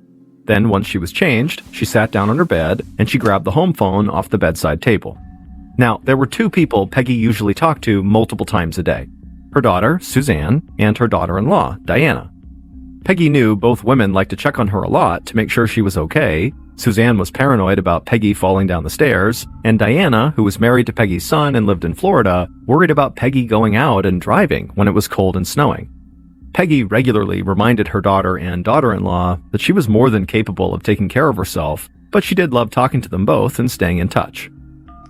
So Peggy called her daughter, Suzanne, and told her all about the day's art history class. Then, after she was done speaking to Suzanne, Peggy called Diana in Florida. Now, Peggy's son was not much for phone calls, so his wife, Diana, was really Peggy's only real connection to her grandkids who lived so far away. Peggy told Diana that she really missed everybody and that she was hoping she could pay for Diana and her son's 2 kids to come visit her in New York that summer. When Diana heard that, she got really excited and said the kids would love that. Eventually, the 2 women wrapped up the call and said goodnight, and then Peggy hung up the phone and walked over to the bedroom window. It was still snowing outside, and the snowflakes seemed to glow under the streetlights. Peggy was still struck by how beautiful the winter scene always looked, but now that she knew her grandkids were very likely coming to visit her, she could not wait for summer to arrive. Over a month later, on January 24th, 2014, Peggy was in her room getting ready for bed again. Peggy had kept busy over the recent holiday season. She'd spent the first night of Hanukkah with her daughter Suzanne, and she'd also talked to her daughter-in-law Diana and her grandkids in Florida almost every day. She'd gone to various holiday parties in town with close friends, and she continued to exercise at the Jewish Community Center. But despite how fun the holiday season had been, it still totally wore Peggy out, and she was still feeling tired weeks later. So she was hoping to sleep in late the following morning and get caught up on some much-needed rest. It hadn't snowed in weeks, but temperatures had dropped to a freezing 15 degrees Fahrenheit, and it was cold and drafty inside of Peggy's old house. So she climbed into bed and pulled a whole pile of warm blankets over her. Then she turned off the lamp on her bedside table and eventually drifted off to sleep. But just a few hours later, at 1:17 a.m., so this is now on January 25th, Peggy woke up startled. Her home phone was ringing on the bedside table right next to her, and the sound had pulled her out of her dream. She took a breath and got her bearings, and then leaned over and flipped the switch on the lamp. Peggy looked at the clock next to the phone and saw how late it was, and she started to panic because she was worried that a phone call at this hour could only mean something bad had happened. Peggy sat up in bed and cautiously answered the phone, and then after talking to the caller for about a minute, Peggy relaxed. Now, Peggy was still a bit shocked from getting a call in the middle of the night that woke her up, but there was no emergency or any bad news. Peggy just had a couple of unexpected late-night visitors standing outside of her house. So Peggy got out of her bed, she walked to her closet and put on her robe and slippers. Then she headed downstairs and walked to the front door. She opened the door and smiled at the 2 people standing outside. But before she could let her visitors in, a loud, very high-pitched beeping sound began echoing through Peggy's house. Peggy had forgotten to turn off the house alarm before she opened the door. Peggy quickly punched in the code on the keypad right near the door, and it turned the alarm off, but the phone in the kitchen started ringing, so Peggy rushed to go grab it. The alarm company was calling to see if everything was okay, and Peggy would give them a password to let them know it really was her, and then she told them everything was fine. Then she hung up the phone and called out to her visitors to come inside. And they did. They joined Peggy in the kitchen, and she poured each of them a glass of water. Then the 3 of them sat at the kitchen table and talked for a few minutes. and then Peggy stood up and excused herself. Peggy walked through the living room and went up the stairs to the second-floor bathroom, which was a lot warmer than the one on the first floor. But when Peggy was done and about to leave the bathroom, she heard shouting outside and footsteps on the stairs. And so Peggy stepped out of the bathroom, and she was surprised to see her two visitors were standing right there outside. They were quiet and kind of awkward, and Peggy thought maybe the two of them were in the middle of some kind of argument that she had now just kind of butted herself into. But Peggy smiled at them and said, "Let's go down to the kitchen and keep on talking." Then Peggy walked past them, put her hand on the banister, and began walking down the steps. And the two visitors followed her. But before reaching the bottom of the stairs, Peggy heard one of her visitors begin to scream right behind her.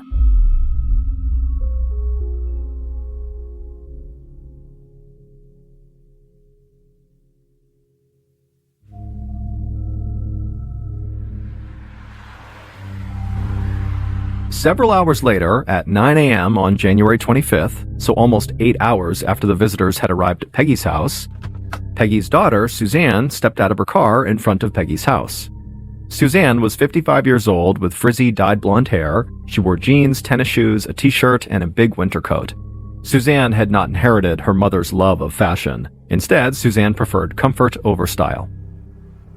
Suzanne walked quickly to the front door. It was bitterly cold out, but Suzanne barely noticed. She had woken up that morning and called her mother like she did almost every day, but Peggy hadn't answered. There was a chance Peggy could have just slept in or gone out to exercise, but Suzanne had tried calling back a little bit later, and Peggy still didn't answer. So Suzanne had called her sister-in-law, Diana, because she knew Diana usually called Peggy several times a day too, and Diana said she had called Peggy too at around 7:30 that morning, but Peggy didn't pick up, and so Diana said she left a message but still had not heard back yet.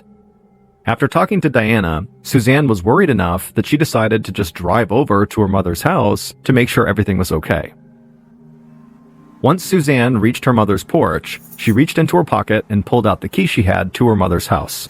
She used it to open up the door, and then once she was inside, she called out for her mother, but there was no answer. So Suzanne began walking around the first floor of the house, and when Suzanne walked into the living room, she let out a blood-curdling scream.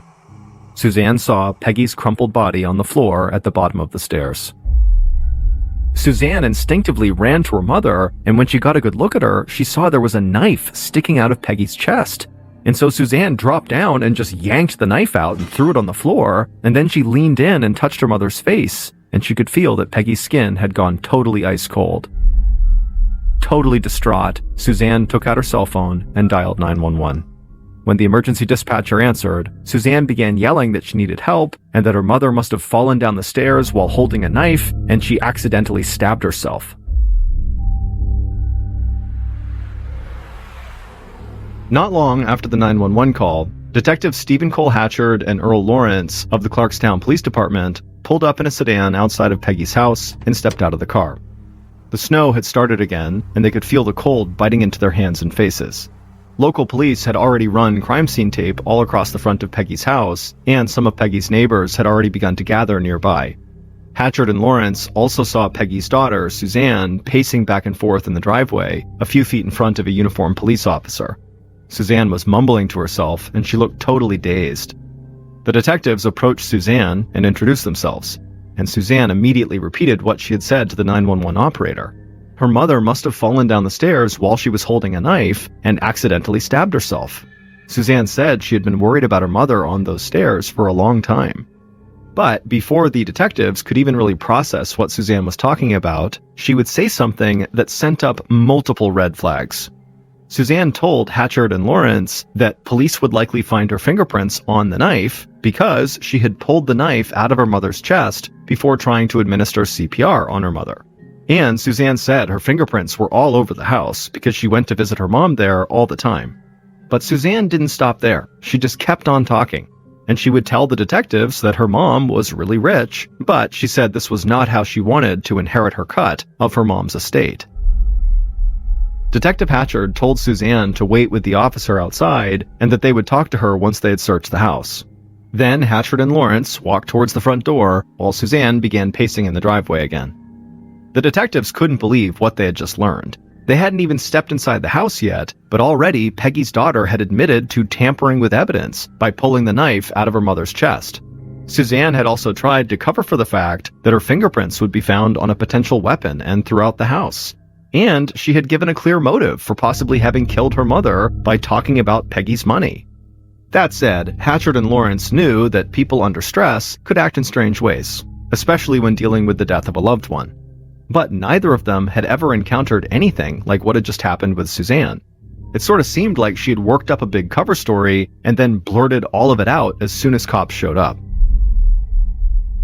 Inside the house, detectives Hatchard and Lawrence found a small group of forensics officers searching for fingerprints, blood samples, and other physical evidence. When the local police had first arrived on the scene, they really weren't sure what they were dealing with, or if Suzanne's story about her mom falling with the knife was true, so a forensics team and the detectives had been called in.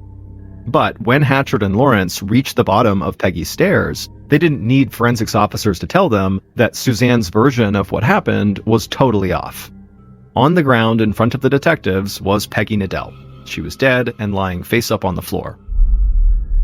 The detectives crouched down and right away saw multiple knife wounds in Peggy's chest, and they saw the knife that Suzanne said she had removed lying on the floor nearby. And when detectives looked more closely at Peggy's body, they began to notice wounds on the side of her head as though she had been struck with a blunt object several times. And right near Peggy's face was this small sculpture, which was the bust of someone's head, and then near Peggy's hand was a gold metal ball, another piece of art. And so maybe those two things were the blunt object that had been smashed into Peggy. Also, the detectives saw bruising around Peggy's neck and throat, which most likely indicated that Peggy had been strangled at some point. In short, there was no way Peggy had just tumbled down the stairs while holding a knife, and that was how she accidentally killed herself. Clearly, this was a murder. Hatchard and Lawrence were appalled by what they saw. Any violent crime was bad enough, but neither of them could understand what type of person would attack a defenseless 80-year-old woman. The detectives assumed Peggy must have been struck in the head with either the small sculpture or that golden ball that were laying close by her body, but forensics officers said no fingerprints or physical evidence had been found on either of those objects. It was like they had both been wiped clean. So the detectives stepped away from Peggy's body and walked upstairs and went to search Peggy's bedroom. In the bedroom, they saw a few dresser drawers were laid out on the floor, and there was an open jewelry box on top of the dresser. Someone had clearly rifled through the jewelry box, but it was still filled with several expensive pieces. Hatchard and Lawrence looked around the rest of the room, and when they were done with their cursory check, they both had the same thought. This was not a robbery. If anything, this was a weak attempt by Peggy's killer to make it look like a robbery. By 1 p.m., so about 4 hours after Suzanne made that 911 call, Hatchard and Lawrence had finished their initial search of the crime scene and had briefed their boss on what they had found. They weren't sure exactly what had happened in the house, but they knew there was only one place to start their investigation, and that was with Peggy's daughter, Suzanne.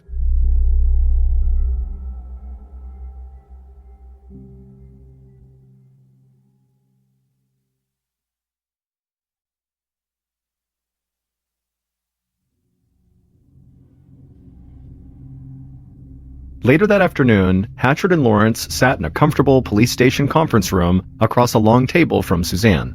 They wanted Suzanne to be able to talk freely and feel comfortable, which is why they had not brought her into a cramped interrogation room. The detectives had not found any direct evidence to pin Peggy's murder on Suzanne, but they had heard Suzanne's bizarre statements she made at the house, and they felt like that was definitely enough to go on. Detective Hatchard started by asking Suzanne to explain why she had been at Peggy's house in the first place. Suzanne talked about not being able to get a hold of her mom and how her sister-in-law Diana had had the same issue, so Suzanne had gone by her mother's house to check on Peggy. After all, Peggy was 80 years old, she lived alone, so Suzanne checked on her a lot. That made total sense to Hatchard and Lawrence, but then Hatchard asked Suzanne why she had been so preoccupied with her fingerprints potentially being found on the knife. And Suzanne's answer to this seemed even weirder than some of the stuff she'd said at the house. Suzanne leaned across the table and told them she watched a lot of TV shows and news programs about murder, so she knew the cops would very likely be looking at Peggy's family members as suspects, and so she wanted to clear herself. Hatchard and Lawrence could tell Suzanne really believed saying this was actually going to help her, but they thought this made her look even more guilty. Here was a person who watched TV shows that demonstrated how law enforcement tracked down killers, and then she had taken steps like tampering with a murder weapon that could throw investigators off her trail. The detectives ended up questioning Suzanne for several hours that afternoon, and at the end of it, as far as the detectives were concerned, Suzanne had done nothing to clear herself of her mother's murder. During the interview, Suzanne seemed kind of erratic, and she kept bringing up her inheritance. She said her mom was worth about $4 million, and now that she was dead, Suzanne would get half of it. By the end of the interview, several police officers who were watching the interview thought Hatchard and Lawrence had gotten enough damning statements from Suzanne to actually put her in custody. But the detectives knew that if they did that, word would very quickly spread all across the area that Suzanne had been arrested for murdering her mother. And once that rumor was out there, people would have a really hard time ever changing their minds about what they thought Suzanne had done, even if it was proven later on that Suzanne was actually innocent. So Hatchard and Lawrence talked over their various options, and ultimately they just didn't feel like they had enough evidence yet to justify holding Suzanne and potentially destroying her reputation. So they let her go. But as soon as Suzanne was out of the police station, Hatchard and Lawrence called a judge and they got a warrant to conduct full-time surveillance on Suzanne.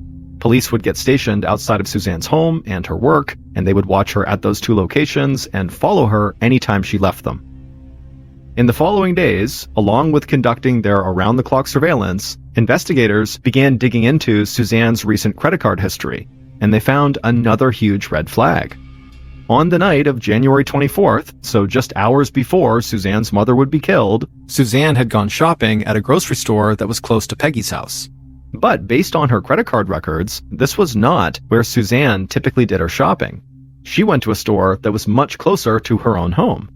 But it was not just this grocery store's location that seemed kind of suspicious. On the night in question, investigators learned that Suzanne purchased rubber gloves and cleaning supplies. Hatchard and Lawrence felt like this was just one more thing that pointed towards Suzanne's guilt.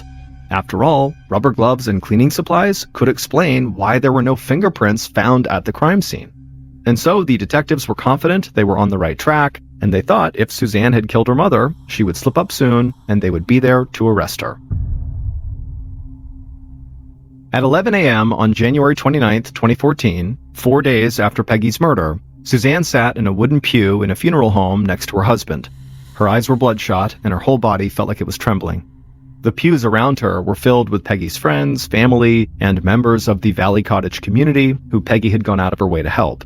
Even though police had not arrested Suzanne, word had already spread that she was a primary suspect.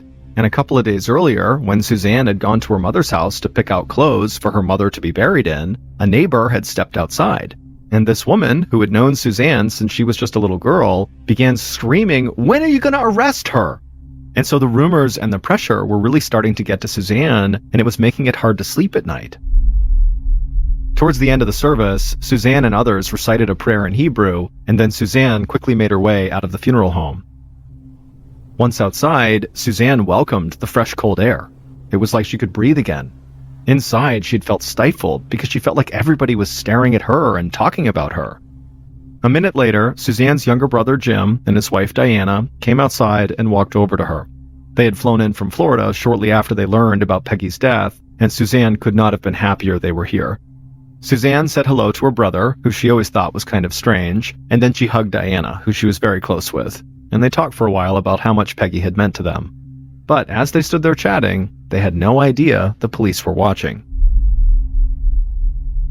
Not long after Peggy's funeral, Detectives Hatchard and Lawrence met with Suzanne's brother Jim and his wife Diana at the police station. The detectives asked them basic questions, like where they had been on the night before the murder. Jim had been at his house in Florida, and Diana had been at a wedding most of the day. Diana would say that she had called Peggy on the morning of the murder, but didn't get an answer. And then she also said she'd spoken to Suzanne right before Suzanne had gone to Peggy's house and discovered Peggy's body. Hatchard and Lawrence would of course follow up on Jim and Diana's statements, but the detectives really wanted information on Suzanne.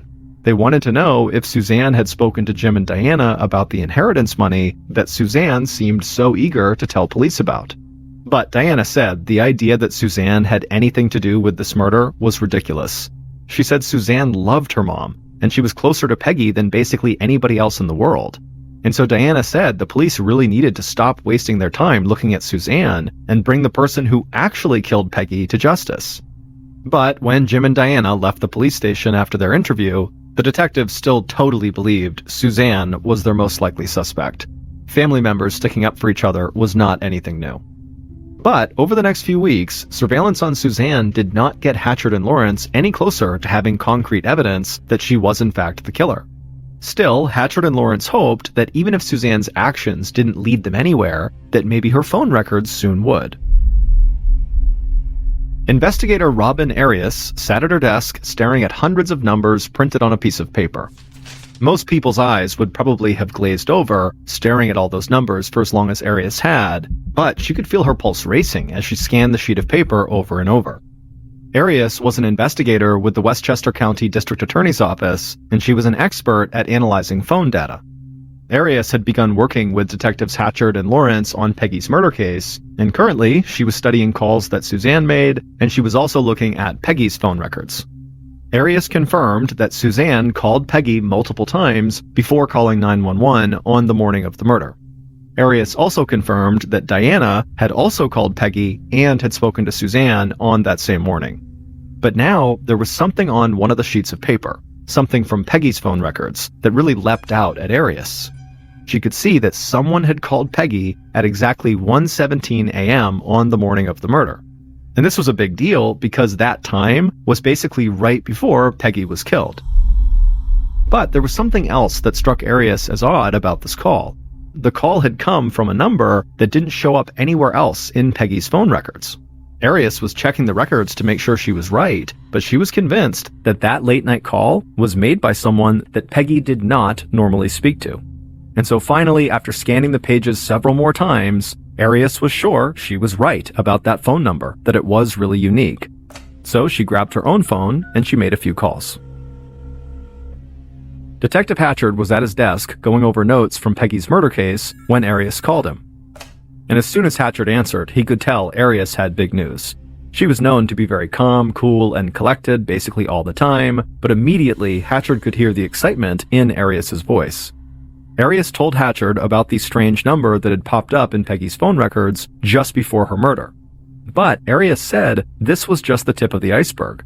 She looked into that number and learned that it came from a phone that was not actually registered to anyone. It was something called a burner phone.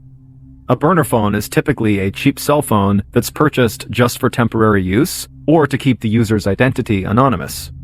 Hatchard listened to Arias, and he felt like she had just helped the investigation take a huge step forward. But then, Arias gave him the most important piece of information of all.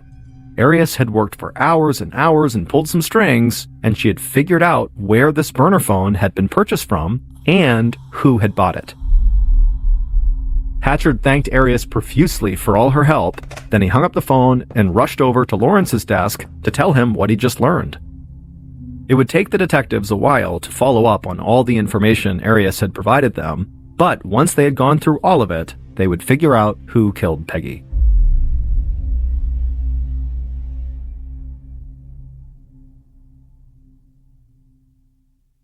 Based on Robin Arias's phone data analysis, evidence found at the crime scene, and interviews conducted throughout the investigation, here is a reconstruction of what police believe occurred in the early morning hours of January 25, 2014, when someone murdered Peggy Nadell in the home she had lived in for 50 years.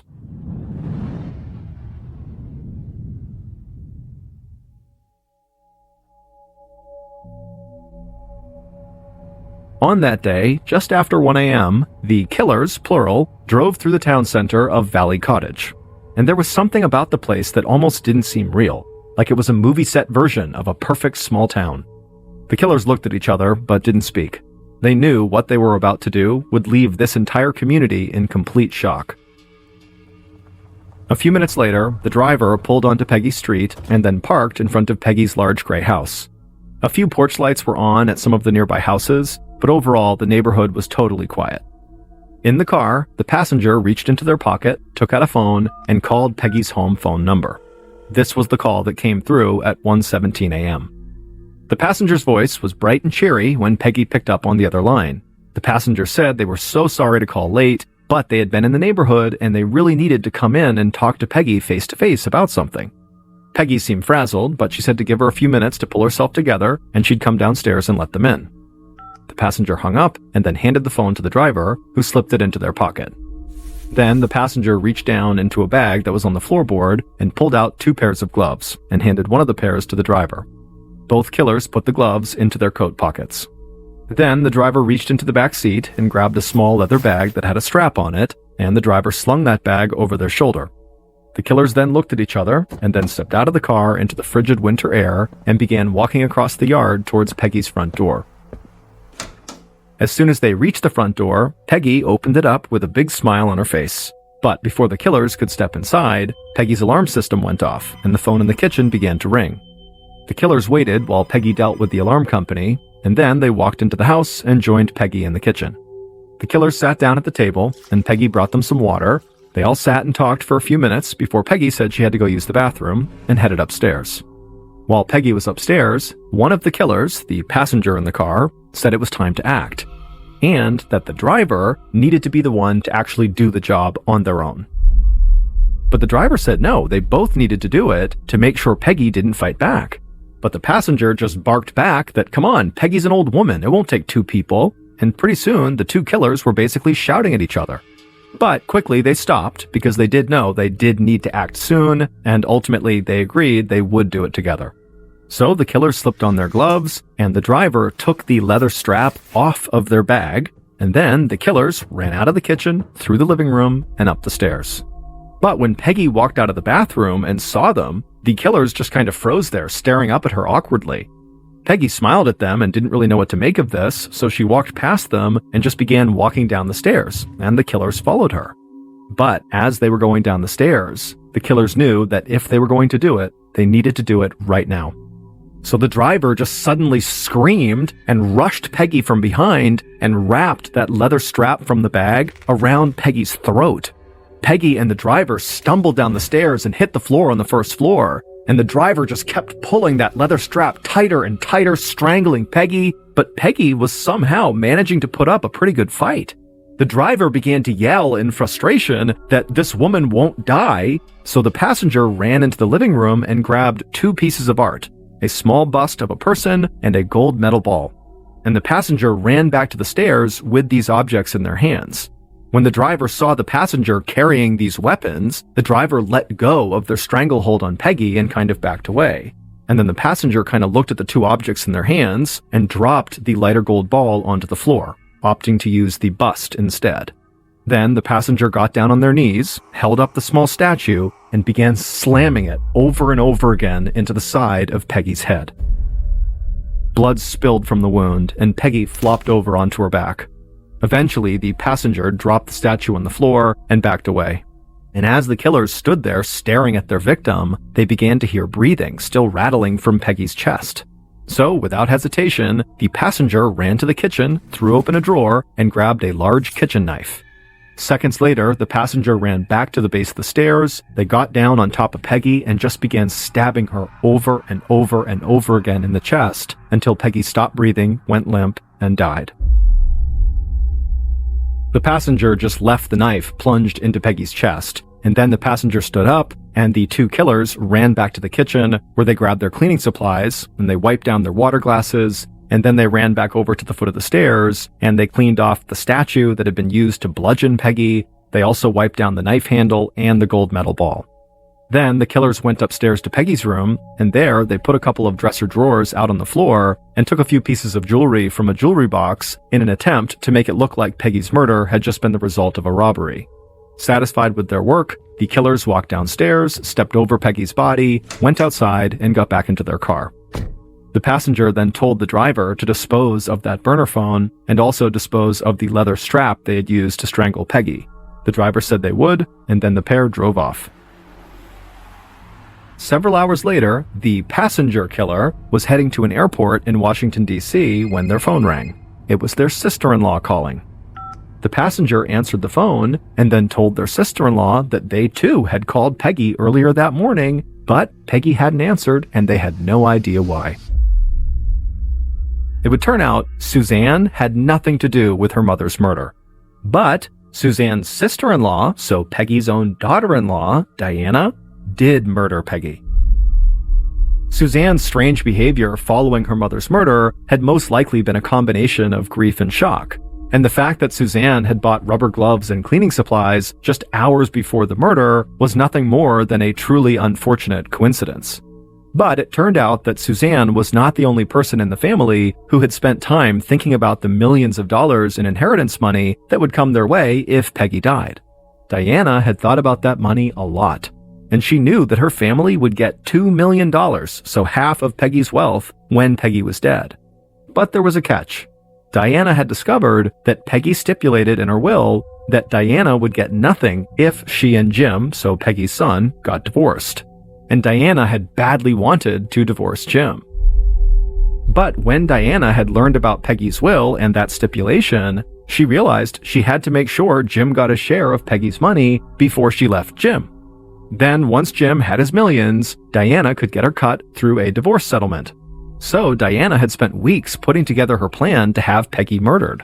And then she had paid someone to come on as a partner to help her set everything up. The plan Diana conceived was purposefully convoluted because she thought that would throw police off of her scent. But the phone records, and specifically her use of the burner phone, had allowed investigators to totally unravel Diana's plan. Phone data analyst Robin Arias had discovered the use of the burner phone and had tracked its purchase to a shop in Florida just minutes away from where Diana lived. It turned out Diana had not been the one who actually physically bought the phone, but using surveillance footage, investigators were able to track down the woman who had bought the phone. And when police questioned that woman, she said Diana had paid her money to buy the burner and hand it over. And so with the burner in her possession, Diana had told her family, and later had told police, that she flew to Washington, D.C. for a wedding. But in reality, Diana had flown to D.C. to meet a woman who had been recruited by Diana's partner to actually carry out the murder for $10,000. That woman met Diana at the airport in D.C., and they both drove several hours to New York to kill Peggy. Police believe Diana really wanted this woman to kill Peggy on her own, while Diana just supervised. That way she wouldn't have to actually murder her mother-in-law, who she had been close with for years. But in the heat of the moment, when the hired killer, or the driver, failed to strangle Peggy to death, Diana, who had been the passenger in the car, had acted on instinct and bludgeoned Peggy and then stabbed her to death. Diana believed that involving other people to set up and carry out this murder would help distance herself from the crime and maybe keep her out of trouble. But as investigators put together all the puzzle pieces, everybody else involved in this crime pointed the finger directly at Diana. The woman who was hired to kill Peggy for money and who tried unsuccessfully to strangle Peggy to death cut a plea deal and was sentenced to 20 years to life in prison. And while she was awaiting her murder trial in prison, Diana was recorded making phone calls trying to arrange the murders of 2 witnesses who could testify against her. Diana was found guilty of plotting to murder those witnesses, and as a result was sentenced to 15 years to life in prison. Then she was also found guilty of second-degree murder in Peggy's case and received an additional sentence of 23 years to life in prison. Peggy is buried outside of the small, quaint town where she spent 50 years of her life. With all of the things that Peggy accomplished in her career and her education, there was still just one thing that mattered to her above everything else: her own family. And so Peggy's headstone is very simple. It just says wife, mother, grandmother.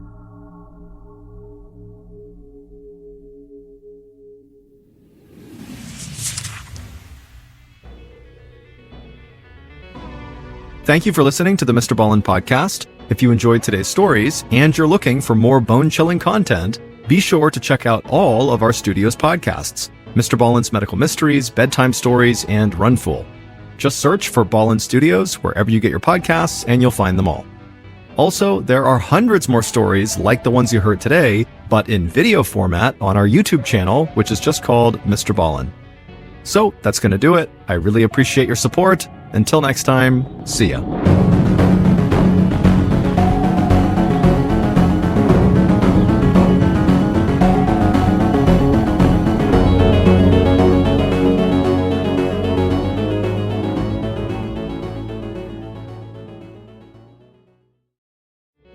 Late one night in 2004, a young woman was asleep in her downstairs bedroom when she suddenly was awoken by a bright light shining in through her bedroom window. The motion sensor light outside on the garage had been tripped. The young woman, who was sitting on her bed by this point, squinted and tried to look outside to see what had caused this, but she couldn't see anything, and so she just assumed it had to have been a neighborhood cat or something that had tripped the sensor.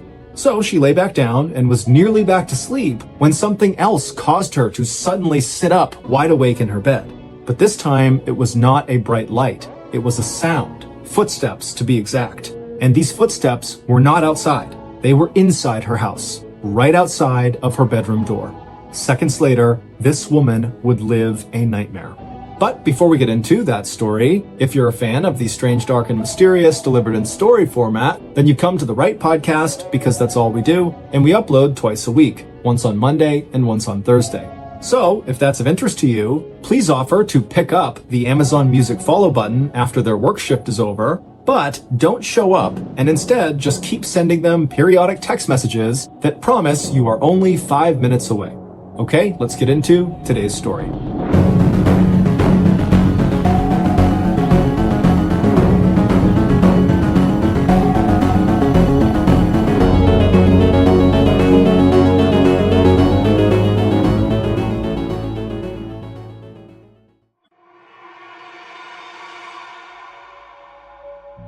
The weather on Halloween evening in Napa, California was perfect. The sky was clear and the air was cool without being cold. And all along Dorset Street, that year's most popular costumes were on display.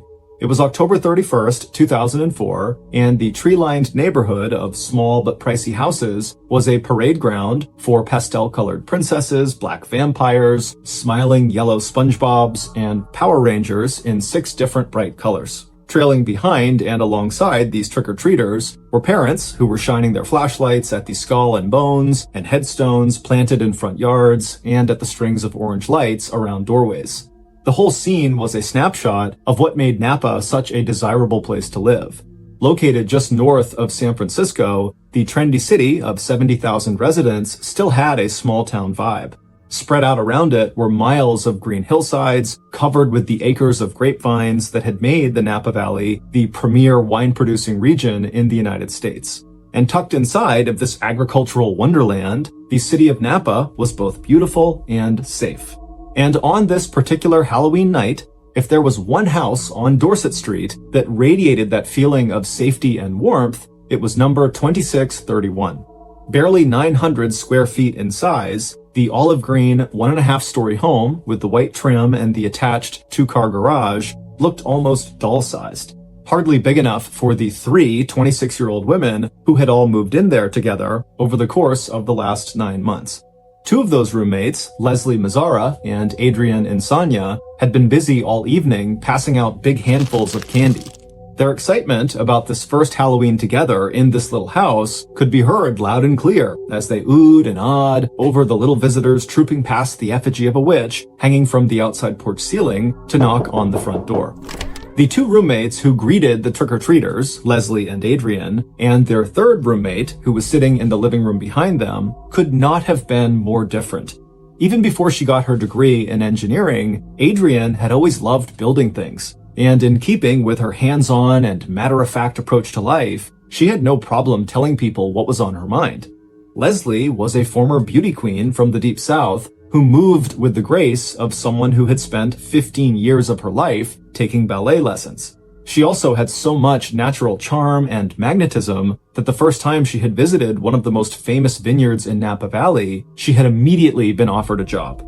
6 months later, and Leslie had been promoted twice to her current position as a sales coordinator at the winery named after the famous Hollywood film director, Francis Ford Coppola. Even the children who were there to get candy seemed immediately taken with Leslie. From her always expertly applied makeup to her long southern drawl, Leslie had stood out from the crowd from the moment she had arrived in Napa just 6 months earlier. But the children weren't just seeing Leslie's striking green eyes and friendly smile. As one of Leslie's admirers had once said, when looking for words to describe Leslie's deeper beauty, it was like trying to describe a rainbow to someone who couldn't see. In contrast to Adrian and Leslie's outgoing personalities, the third roommate at 2631 Dorset Street, 26-year-old Lauren Meanza, was the quietest and the neatest of the three women.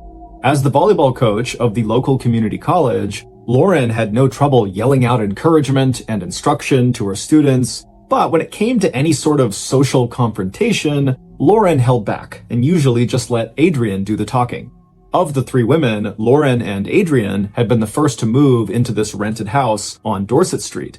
After graduating from California's Polytechnic State University in 2001, Adrian had returned to her childhood home in Napa Valley and almost immediately got hired in as an assistant engineer at the Napa Sanitation District. It was there at the Sanitation District that Adrian had met the person who would become her best friend, a contract supervisor named Lily Prudhomme. Through Lily, Adrian quickly became part of a new circle of friends. A year or so later, at the start of 2004, Adrian had met Lauren for the first time at a volleyball class they both took at Napa Community College. And in February, when Lauren found the little house on Dorset Street, she had asked Adrian to move in and share the rent. As for Lauren, her social life had taken off on the day Adrian had arrived at 2631 Dorset. In typical Adrian fashion, Lauren's new roommate did not arrive alone. Right behind Adrian, carrying cartons and furniture, were Lily and her boyfriend Eric and another friend named Ben, all of whom helped Adrian and Lauren settle into their new home. In the space of that one day, Lauren had been welcomed into Adrian and Lily's circle. And by the time all the moving boxes were empty, the whole group of them had been laughing and talking over pizza and beer. Leslie, the last roommate to arrive at 2631 Dorset Street, had walked into their lives 4 months after that pizza party. Leslie had actually been living right next door to them for several weeks, and in passing conversations, Lauren had felt an instant connection to Leslie. Lauren liked Leslie's sense of fun, and even more, Leslie's genuine warmth and interest in other people. So when Leslie's roommates made plans to move out, Lauren and Adrian invited Leslie to move in with them. Before long, the upstairs bedroom across from Adrian's was filled with Leslie's clothes, perfume, and makeup. Leslie's arrival had definitely changed the dynamic at 2631, but in a fun way.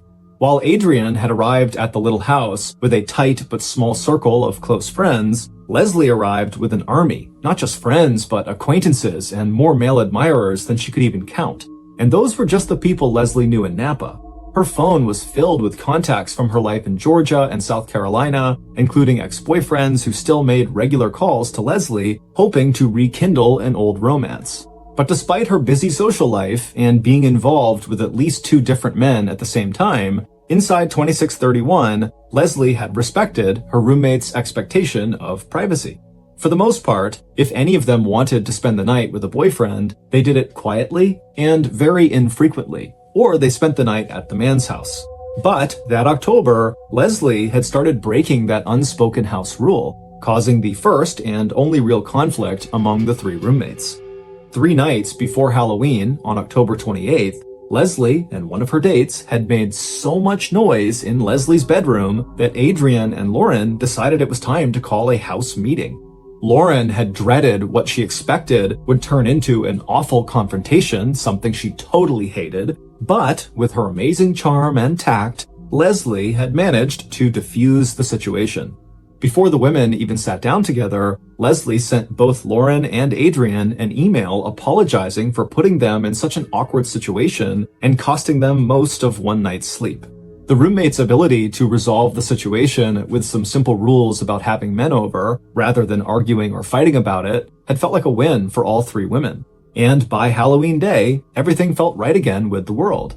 The handyman that their landlord hired was outside working on the house, and that afternoon, Lauren spent a few hours out playing soccer and running errands. Meanwhile, Leslie and Adrian, all strain forgotten, were busy in the kitchen together, making Halloween-themed cupcakes and planning the next big holidays, Thanksgiving and Christmas. By around 9 p.m. on Halloween night, nearly all the adults and trick-or-treaters along Dorset Street had all gone home, and the front door light at 2631 had been turned off, leaving the witch and the little patch of pumpkins in the front yard in darkness.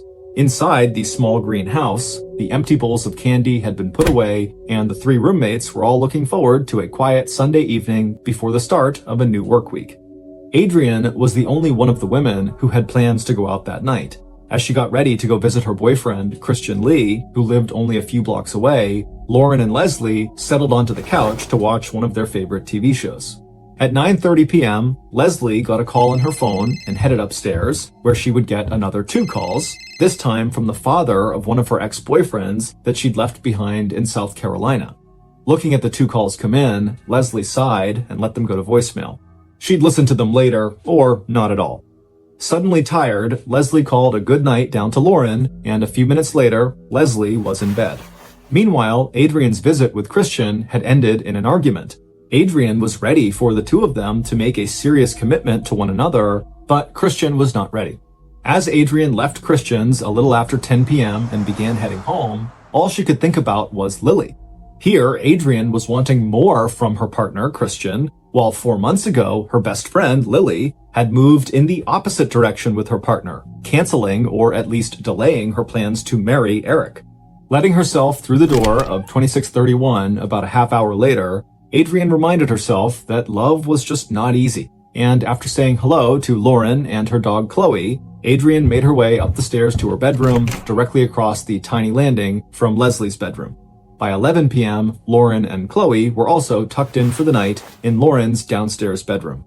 Just a few minutes before, after letting Chloe outside in the backyard one final time, Lauren had done what the last person to bed always did.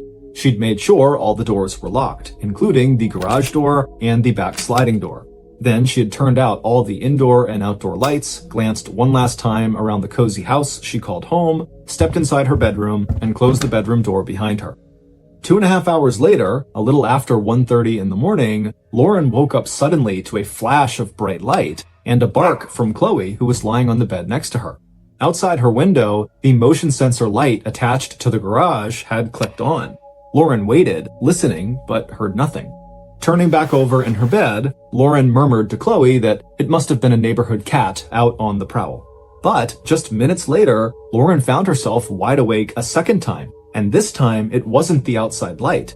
This time she'd been awakened by a sound coming from inside the house. Shushing her growling dog, Lauren listened intently, and she heard quiet footsteps making their way up the stairs towards the second floor where the other 2 roommates were sleeping. Lauren's first thought was that Leslie must have broken their new house rule and invited a man over to spend the night, and that was him kind of sneaking into the house to be with her.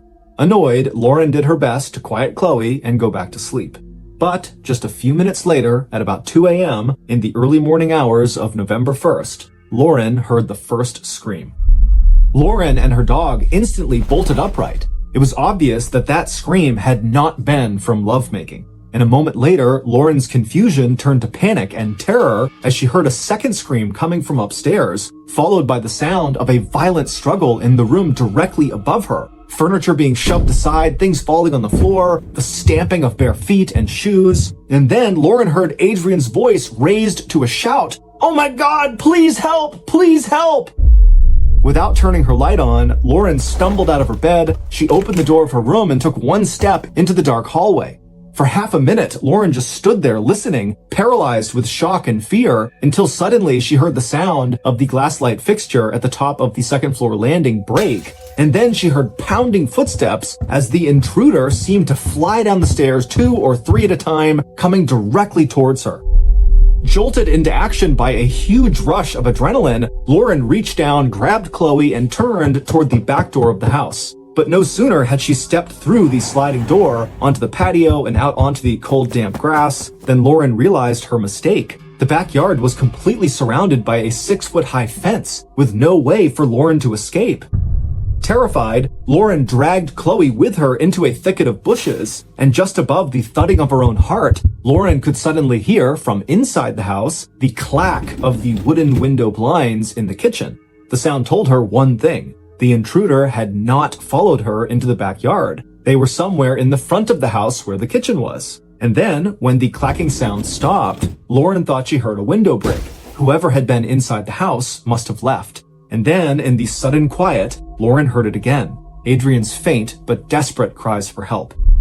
A moment later, Lauren crawled out from the cover of the bushes, and then, feeling her way in the darkness, she re-entered the house through the back door, and as carefully and quietly as she could, she picked up the receiver of the kitchen phone to call 911. But all she heard was the beep beep beep of a busy signal. And in her mind's eye, Lauren pictured the phone upstairs. The receiver knocked off its hook during that terrible struggle she'd heard just a few minutes earlier. Lauren put the phone down, and then, taking a deep breath and praying she was right, that the intruder was gone, she tiptoed to the front of the house, turned, and then began to climb the stairs. She was careful not to touch the dark smears along the right side of the staircase that she knew were blood, focusing instead on the light that was coming from one of the bedrooms. Reaching the tiny landing, Lauren stepped around the broken glass light fixture on the floor and turned so she was looking through the door into Leslie's room. But before Lauren could even register the feeling of wet blood on the floor under her bare feet, Lauren saw Adrian. Her friend was crouching in a narrow space between the wall and Leslie's bed. But something was terribly wrong. Adrian's face and neck and arms were covered in blood. As Lauren rushed over to help her friend, Adrian made an effort to speak, but all Lauren heard was a long, gurgling breath deep in Adrian's throat. It was at that point that Lauren noticed something else. On top of the bed, in a pile of blankets and clothes, she saw the body of her other roommate. Leslie lay face down and motionless, with deep cuts all across her back and upper arms. Lauren tried not to slip in the blood as she backpedaled out of Adrian's room. Turning on the landing, Lauren ran down the stairs, she grabbed her cell phone out of her bedroom, and she punched in 911. By the time police and medical emergency vehicles had pulled up to the curb outside 2631 Dorset Street at 2:13 a.m., Lauren and her dog Chloe were still sitting inside of Lauren's car. Afraid that whoever had attacked her friends might come back for her, Lauren had grabbed her dog, jumped into her car, cell phone pressed to her ear, and driven up and down the street as she begged the emergency dispatch operator to send help, and did her best to describe what had happened. She said, "Both my roommates are hurt. I think they're dying." The first officers on the scene set up a loose defensive perimeter around the house. Before letting the emergency personnel inside 2631, 4 other officers, guns drawn, cleared the inside of the little house to make sure it really was empty, except for the 2 victims. The police, who had reached Adrian just before she died, later described the carnage in the upstairs bedrooms as the bloodiest crime they'd ever seen. Meanwhile, wrapped in a blanket and standing outside the house, Lauren told an officer trained in questioning victims of trauma all that she could remember about the attack, from the moment the light flicked on in the backyard to the calls she had just made to 911 operators. And as Lauren would repeat over and over again to police and later to the families of Adrian and Leslie, no. At no point had Lauren seen the intruder's face or noticed any details that would help police identify who had attacked her roommates. And no, Lauren had absolutely no idea who would want to hurt either Leslie or Adrian.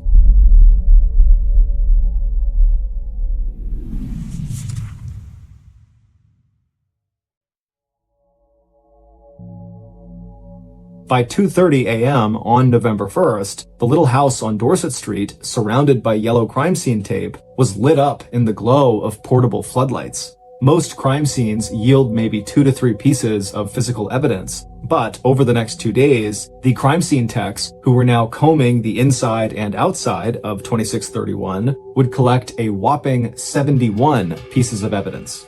Meanwhile, as small groups of neighbors began to gather together in the street, whispering to each other and calling out questions to the police, Napa Police Detective Todd Schulman was already giving the orders that would get the investigation going. The 4-year veteran investigator assigned officers to canvass neighbors and the growing crowd outside to see if anyone remembered seeing anything or anyone that night that was out of place or suspicious. And based on what Lauren had been able to tell police about her roommate's work, personal and social lives, the detective also ordered his team to start interviewing friends, coworkers, boyfriends, and acquaintances of the 2 victims. And by mid-morning, 7 hours after Adrian and Leslie were murdered, police would be knocking on the doors of Adrian's best friend, Lily Prudhomme, and Adrian's boyfriend, Christian Lee. Further away, at the vineyard where Leslie worked, Her co-workers would also be questioned by police, and as police began gathering information about Leslie's social life, so would a long list of Leslie's current and former boyfriends. But even as police fanned out around Napa and began working the phones to trace Leslie's connections in South Carolina and Georgia, crime scene techs had already collected evidence that would wind up making a big cut in the possible pool of suspects. By Thursday, November 3rd, 4 days after the early morning double murder, the police knew that the killer was a male, a finding that ruled out the female half of the U.S. population. Forensic investigators had been able to collect several critical pieces of physical evidence from the crime scene that would all contain samples of the killer's DNA. There was a packet of plastic zip ties, the kind that could be used to bind a person's wrists, that the killer had dropped just under the front window where they entered and then later exited the house. There was also a smear of blood that did not belong to the victims on the aluminum siding of the house near the window. And finally, police had found 3 cigarette butts in the front and backyard of 2631. DNA from all 3 pieces of evidence was identical, and it showed, without a doubt, that the killer was a man. Unfortunately, what the DNA did not reveal was the identity of this man. The DNA would turn out not to match the DNA sample that police had collected from Adrian's boyfriend, Christian, and when the DNA results were run through a nationwide database of more than 4 million known criminal offenders, there was no match there either. Although the police would not release this information to the public for another 2 weeks, the DNA results did clear any females, including Lauren and Lily, of any involvement in the murders. And even though Detective Schulman could not completely rule out the possibility that the murders of Adrian and Leslie were just the result of a burglary gone horribly wrong, the DNA results showing the killer was a man did support the investigators' emerging theory of the murder. The violence of the attack suggested the killer had a personal motive. And with Adrian's boyfriend off the suspect list, and given the number of men who had been close to or involved with Leslie, police began to focus on Leslie as the killer's prime target. And Adrian must have just been in the wrong place at the wrong time, a witness who had to be eliminated. Still, there was a second theory about these murders, a theory that would make this case even harder to solve, and one that was already keeping terrified residents of Napa awake at night. That theory was that the murders were the work of a serial killer, a person with no connection to their victims, a killer who might strike again at any moment, or leave without a trace and continue to kill somewhere else. Within days of the murders, local security companies saw an uptick in the number of people in Napa County requesting the installation of alarm systems. And by November 9th, the day of Adrian's funeral, the 350 mourners who watched a video showing Adrian's progression through life from childhood to engineer were talking to one another in hushed whispers about a killer who could be lurking in every backyard. One day later, on Wednesday, November 10th, the city of Napa offered a $100,000 reward, money collected from local businesses, for information leading to the arrest and conviction of whoever had killed Adrian and Leslie. But despite the size of that reward, and despite the long list of potential suspects in the murder, most of them connected in some way to Leslie Mazzara, as November 2004 came to a close, police had still not made any arrests. And by December 2nd, 1 month after the Halloween night murders, Napa's police commander was offering a very sobering update on the investigation. So far, progress had consisted of what police figured out had not happened at 2631 Dorset Street. Investigators had ruled out domestic violence. They had also ruled out any gang-related connections to the murder, a lead that popped up when they found out that Leslie's father was serving back-to-back life sentences in Florida for his role in a murder conspiracy. Adrian's boyfriend, Christian, had also been ruled out as a suspect, along with that father of one of Leslie's ex-boyfriends who had called Leslie twice the night before she was killed, and the handyman who had been working on the roommate's house on Halloween day. But according to the commander, the lack of progress had nothing to do with a lack of effort on the part of law enforcement. In the days after the murders, several other high-profile agencies had joined forces with the Napa police. Those included a response team from the Federal Bureau of Investigation, the Napa County Major Crime Investigations Team, the California Department of Justice, and a handful of recently retired local detectives who had been rehired to help investigate this case.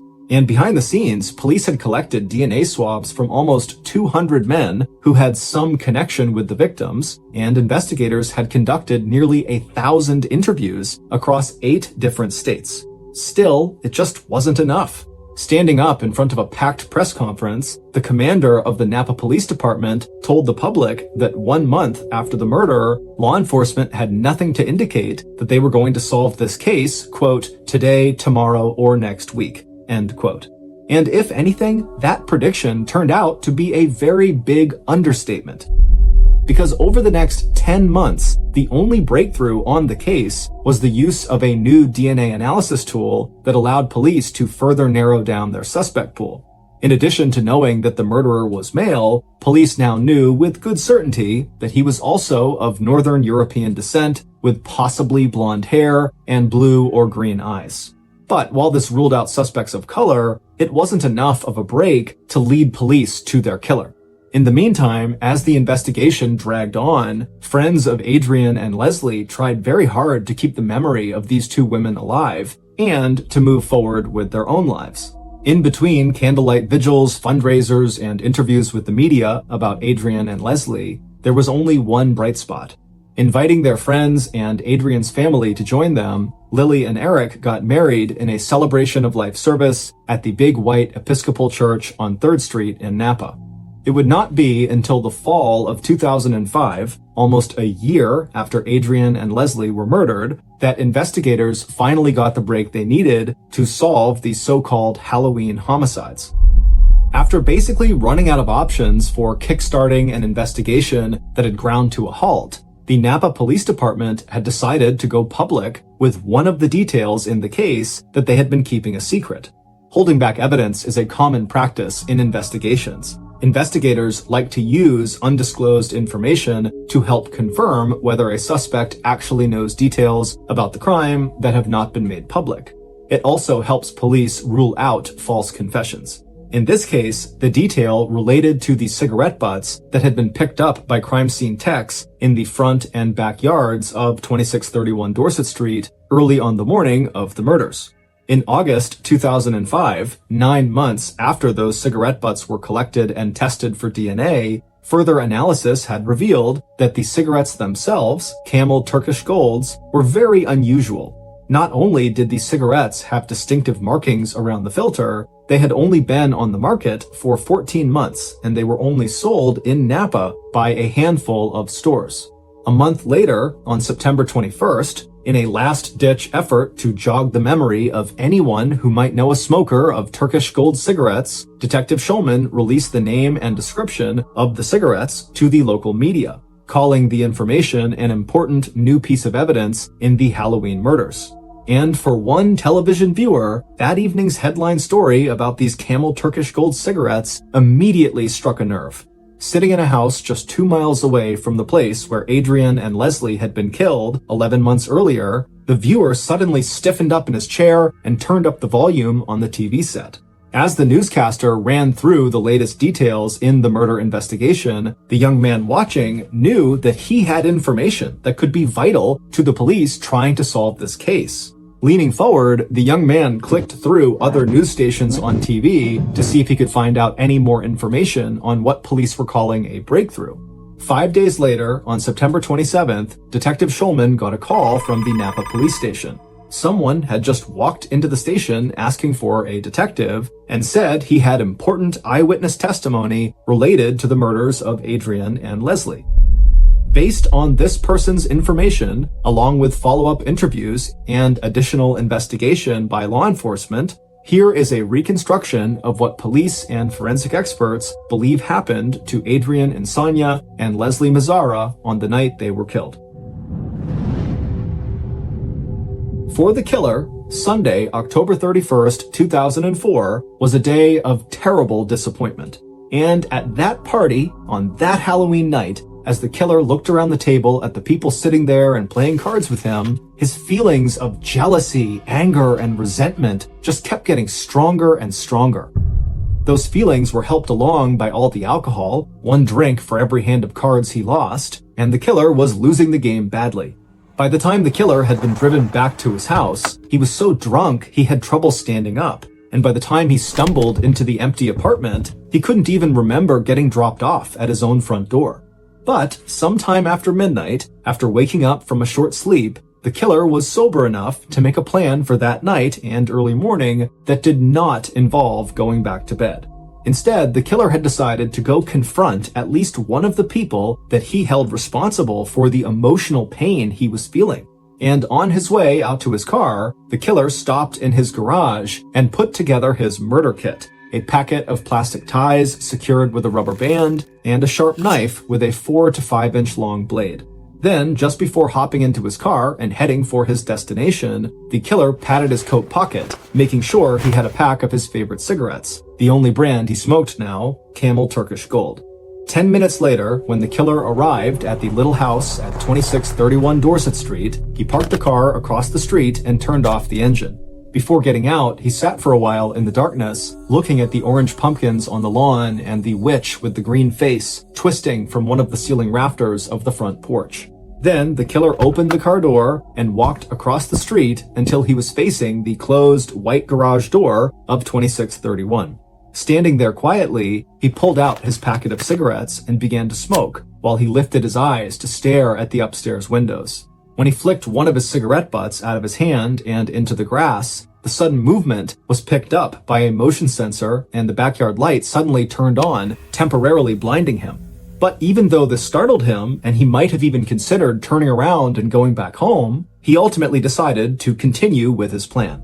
He moved from the white garage doors across the front lawn to the front door, where he gently tried turning the knob. But the door was locked. However, that didn't mean the windows were locked too. Taking out his knife, the killer stepped from the door over to one of the front windows. And sure enough, when he inserted the blade between the windowsill and the window sash, he could feel the upward give as he pried the window open. And once he was able to slip his fingers under the sash, it was easy to push the window open all the way, giving him plenty of room to crawl inside. On his way into the house, the killer didn't notice that he had dropped his packet of zip ties secured with a rubber band that had soaked up a sample of his sweat and DNA. Once inside, the killer let his eyes adjust to the darkness, and then he stepped a little to his right, towards the stairs that led to the 2 upper bedrooms. Once upstairs, the killer turned into Leslie's room first. Seeing the sleeping woman on the bed in front of him, he stepped closer and stared down at her. Then, raising his knife high in the air, the murderer brought it down with all his force directly into Leslie's heart. Leslie had time for one short scream before the killer raised the knife and stabbed her again and again. But that scream had been enough to wake up Adrienne in the little bedroom across the hall. Switching on the light, she could see that someone, an intruder, was inside of Leslie's room. A moment later, and Adrienne was out of bed and stepping through the open door across the hallway to help her friend and roommate. The killer looked up, locked eyes with Adrienne, and then he attacked, striking her with the knife. And when Adrienne fought back, the killer struck again and again and again, leaving cuts and wounds all over her upper body, arms, and hands, along with a deep gash across her face and neck. The frenzied attack had left blood everywhere, in pools on the floor and spatter marks along the walls and the bed. But from the very start of their struggle, Adrienne had begun to shout and call out for help, and she did not stop. And even as Adrienne began to bleed out, her cries were so loud that the killer panicked. Running out of the bedroom, he turned on the landing, smashed the glass light fixture on the wall before pounding down the steps, taking them 2 and 3 at a time, leaving streaks of bright red blood where his fingers had touched the wall. Once he reached the bottom of the stairs, the killer raced for the front window, causing the wooden blinds to clatter as he jimmied himself through the opening and back out onto the front porch. This time, the smear of blood he left on the exterior aluminum siding was his own. At some point, he had cut himself, leaving a clear DNA marker alongside the window.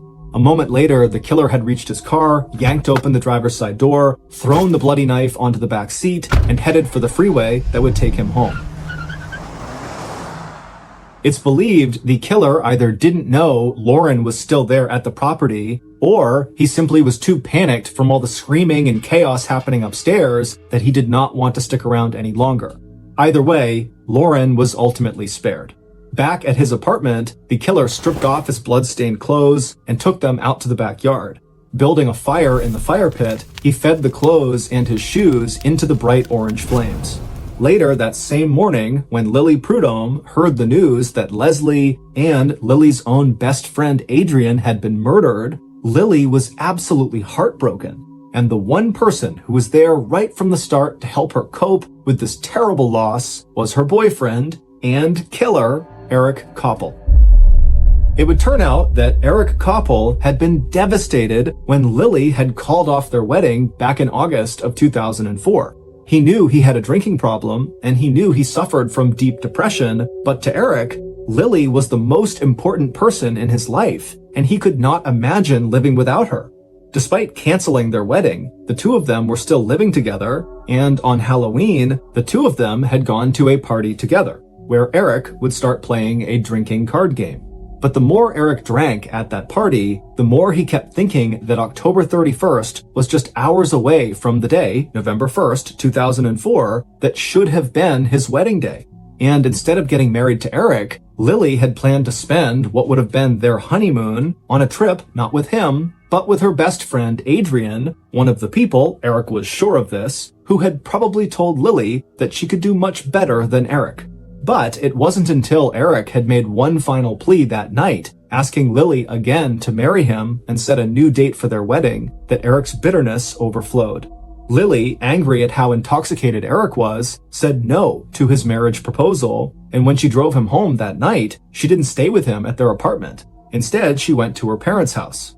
As Eric Koppel would later tell police when he confessed to the double murder of Adrian and Leslie, he only remembered bits and pieces of what happened in the early hours of November 1st.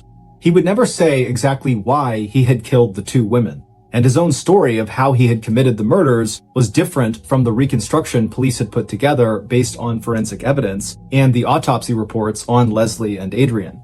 According to Eric, he had gone first to Adrian's room to lie down and sleep on a pile of blankets at the foot of her bed. When Adrian woke up, turned on the light, and saw Eric, he attacked her to keep her from crying out. And then, forgetting exactly how or why, Eric told police he had gone into Leslie's room and stabbed her too before running down the stairs and leaving by the front window. And after the murders, Eric had been such a comfort to Lily that 5 months later, the two of them were married in a ceremony that featured a special reading by none other than Adrian's mother, Arlene Allen. Eric made his confession to police on September 27th, 5 days after he had seen on TV the news story in which police linked the killer in the Halloween murders to a white male with light hair and eyes who smoked Camel Turkish Gold cigarettes. It was a brand that was so distinctive that when police had asked Lauren if she or Adrian or Leslie knew anyone who smoked Turkish Golds, Lauren was able to give investigators one name, Eric Koppel.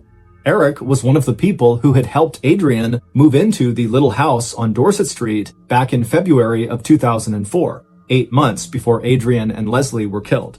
And Eric was one of the only members of Adrian's inner circle who had never been questioned by police or asked for a DNA sample. By the time the news story about the cigarettes had aired, Eric could already feel the net tightening around him. He knew from earlier news coverage that police had recovered the killer's DNA from the scene, and that the blood, saliva, tissue, and sweat were his. And as the killer's DNA profile came into clearer focus, a white male of Northern European descent with light hair and light eyes, who smoked these Turkish Gold cigarettes, it was a face Eric recognized every time he looked into a mirror. After starting in late summer, before Turkish Gold cigarettes had made the headlines, police, acting on Lauren's tip, had already begun calling Eric. Until then, Eric had slipped below police radar. A quiet and religious 26-year-old land surveyor, he did not appear to have close personal ties with either Adrian or Leslie. And while police collected 218 DNA samples from men known to be among the victim's circle of friends and acquaintances, they did not collect any samples from Eric. When Eric arrived at the police station on September 27th, 11 months after he had killed Adrian and Leslie, he didn't come alone.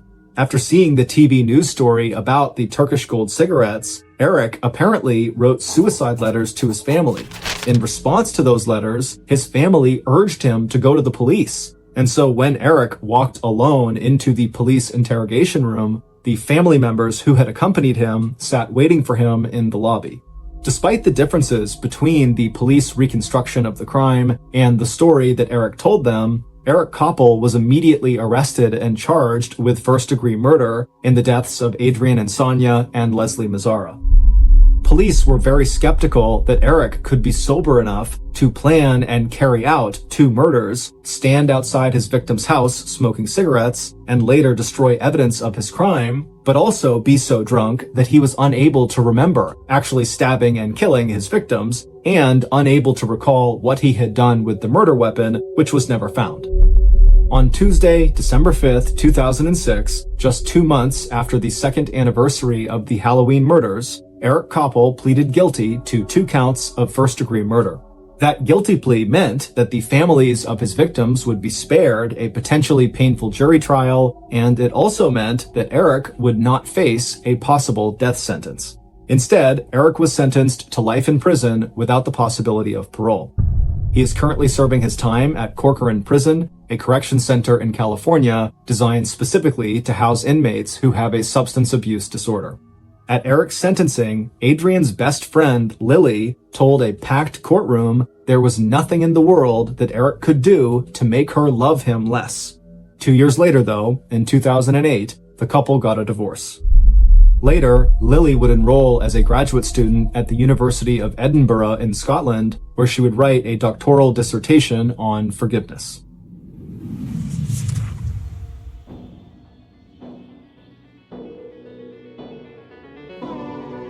Thank you for listening to the MrBallen Podcast. If you got something out of this episode and you haven't done this already, please offer to pick up the Amazon Music follow button after their work shift is over, but don't show up and instead just keep sending them periodic text messages that promise you are only 5 minutes away.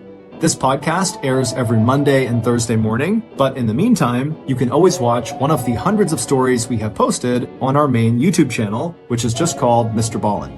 Consider donating to our charity. It's called the MrBallen Foundation, and it provides support to victims of violent crime as well as their families. Monthly donors to the MrBallen Foundation Honor Them Society will receive free gifts and exclusive invites to special live events. Go to mrballen.foundation and click Get Involved to join the Honor Them Society today. If you want to get in touch with me, please follow me on any major social media platform and then send me a direct message. My username is just @MrBallen, and I really do read the majority of my DMs. Lastly, we have some really cool merchandise, so head on over to shopmrballen.com to have a look. So that's going to do it. I really appreciate your support. Until next time, see you.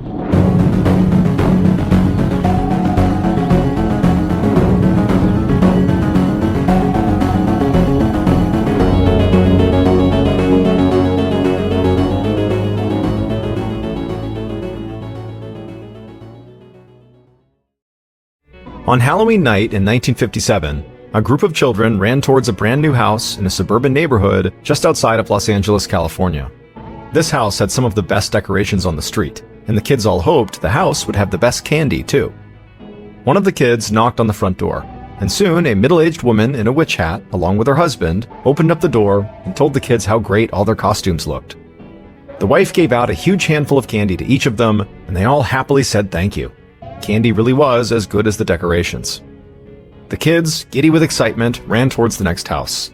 But none of the kids noticed the person in white makeup, red gloves, and a mask pulled down over half of their face, quietly watching the woman in the witch hat talking to her husband in their doorway. And as that husband and wife walked back inside their house to restock their candy bowl, they had no idea their Halloween was about to turn truly horrifying.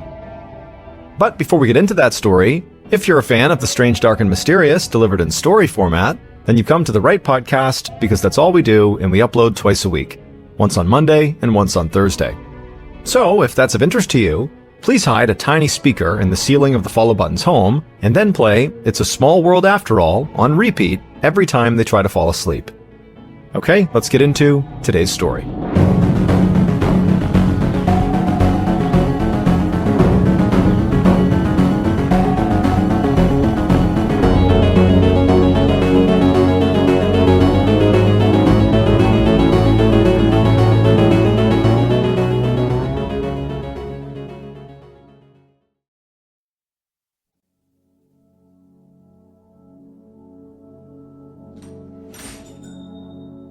Just after 5 p.m. on Halloween 1957, in a Los Angeles suburb called Sun Valley, 35-year-old Peter Fabiano turned off the lights at his beauty salon, flipped the sign in his shop window from open to closed, and got into his car to begin the short drive home.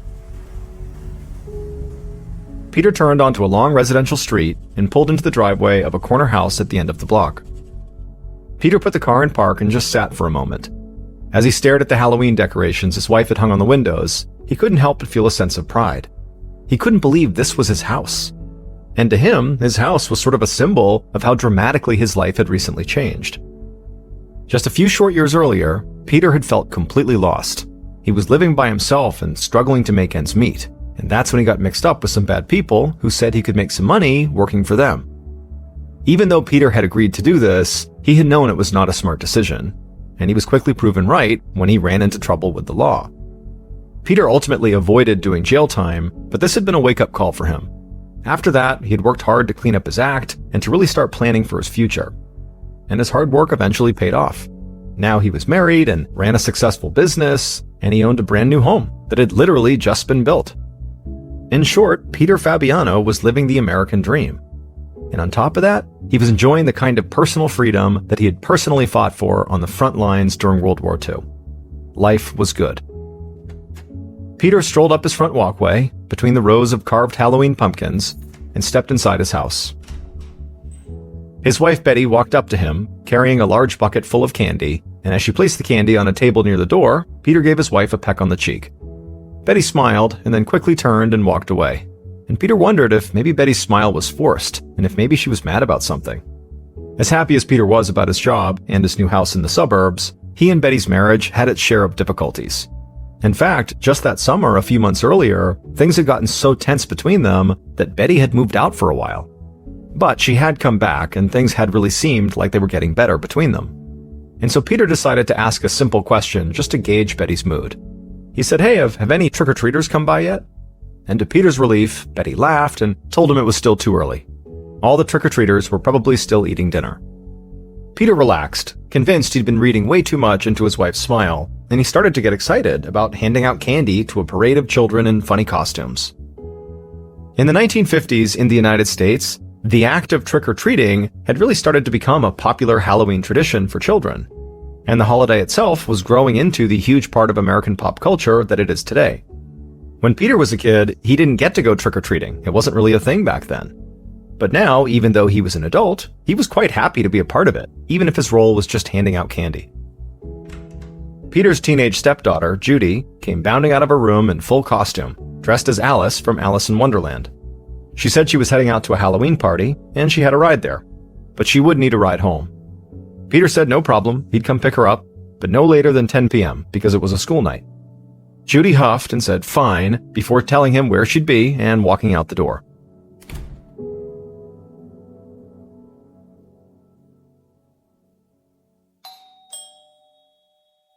By 6 o'clock, shortly after Judy had left for her party, the sun was setting and the Fabiano's doorbell rang for the first time that night.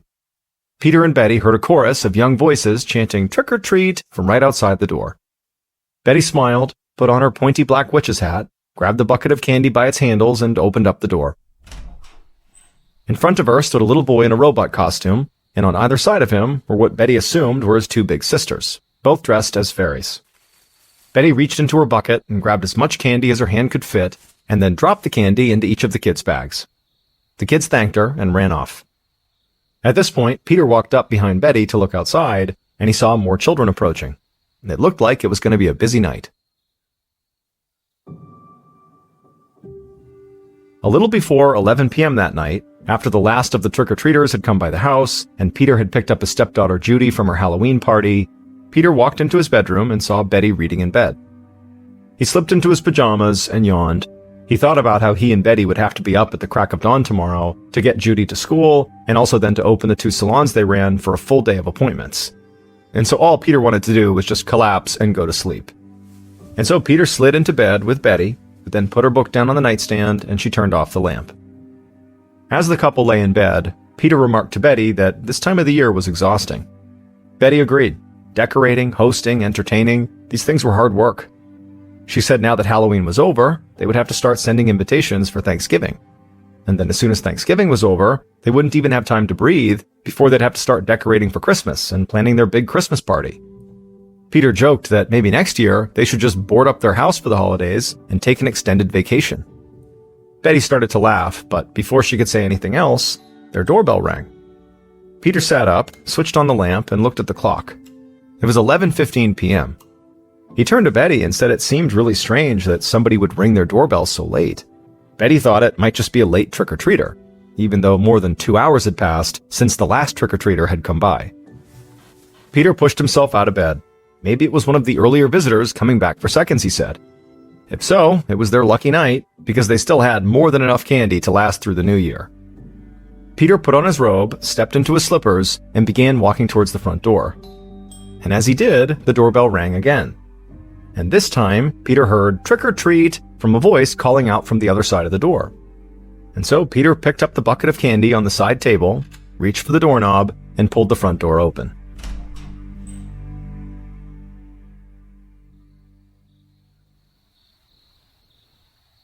A few minutes later, Sun Valley police officer Bud Alper was fast asleep in his bed, 2 doors down from Peter and Betty's house, when suddenly this violent pounding noise jolted him awake. The pounding persisted as Alper slowly gained his bearings, and he realized that somebody was banging on the front door of his house. Alper picked up his watch from the nightstand and looked at the time, and when he saw how late it was, he instinctively began reaching for his service revolver. He had no idea what was going on, but someone banging on his door this late definitely couldn't be something good. But just then, he heard the sound of a young woman's voice, tearfully calling his name, pleading with him to open the door. Alper opened his front door, and through bleary eyes, he saw his teenage neighbor, Judy, the daughter of Betty Fabiano, standing there in her nightgown with tears streaming down her cheeks. Judy begged Alper to help her. Her stepfather had been shot, she said. He was lying on the floor of their house, dying. Alper ran out of the house and followed Judy to her front door and stopped just outside the doorway. Alper saw Peter lying motionless on the floor, partially blocking the entrance to the house. Alper quickly stepped over him and darted inside the house, and he saw Betty, Peter's wife, standing frozen in the hallway with her hand over her mouth, looking like she was in shock. Alper asked where their phone was, and Judy pointed towards the kitchen.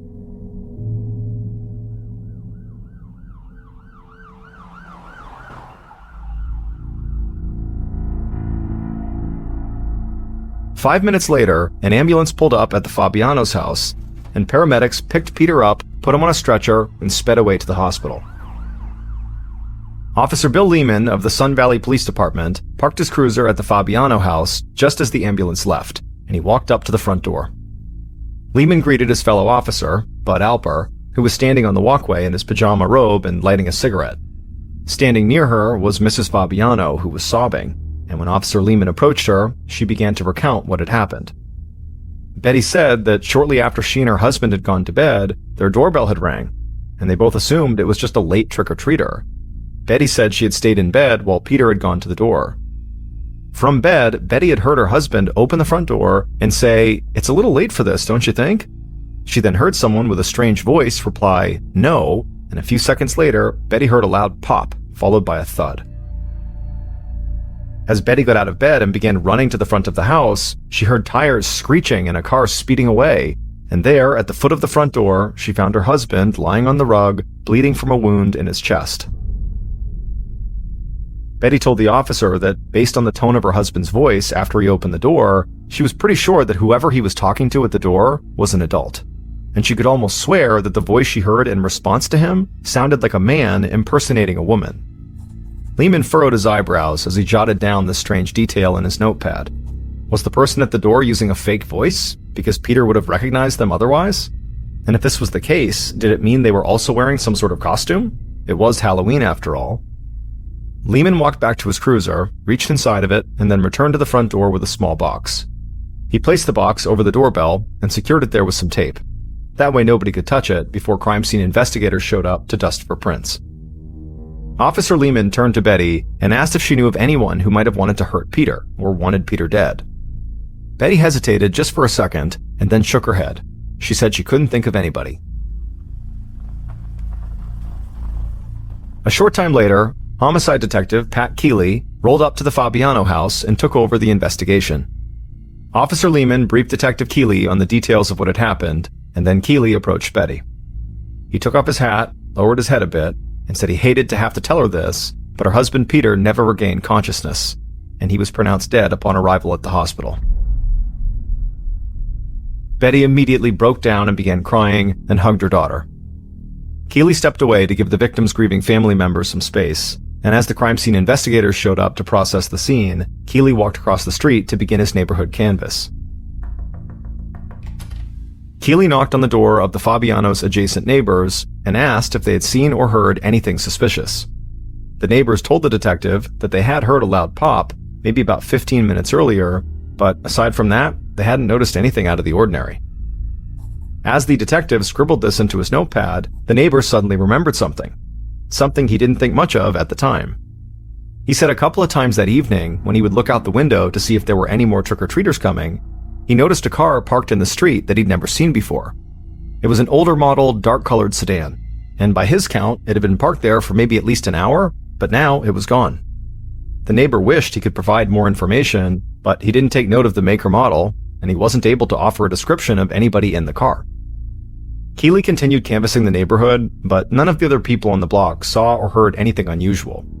So he returned to the Fabiano house, hoping that the crime scene investigators had found something useful that might help him close this case quickly.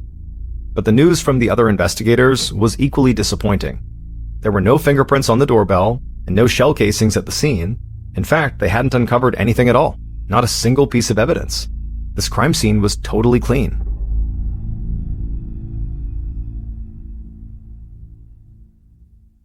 A little later that night, Keeley returned to his desk in the homicide department to begin writing up the report. The 46-year-old veteran took a deep breath and exhaled in a long sigh. He knew he was in for a long night, and he was at an age where he was beginning to wonder if his 95% homicide clearance rate was worth the toll these long nights must be taking on his health. Keeley finished writing up the report and then began looking over what he'd written. He kept thinking how unusual it was that the killers took advantage of Halloween and used trick-or-treating as a ruse. He'd never heard of this happening before, except maybe in a radio play he once listened to. And the crime scene was so spotless. The killers were very careful to not leave anything behind. This suggested a level of planning and organization rarely seen in random killings and robberies. This had all the markings of a professional hit.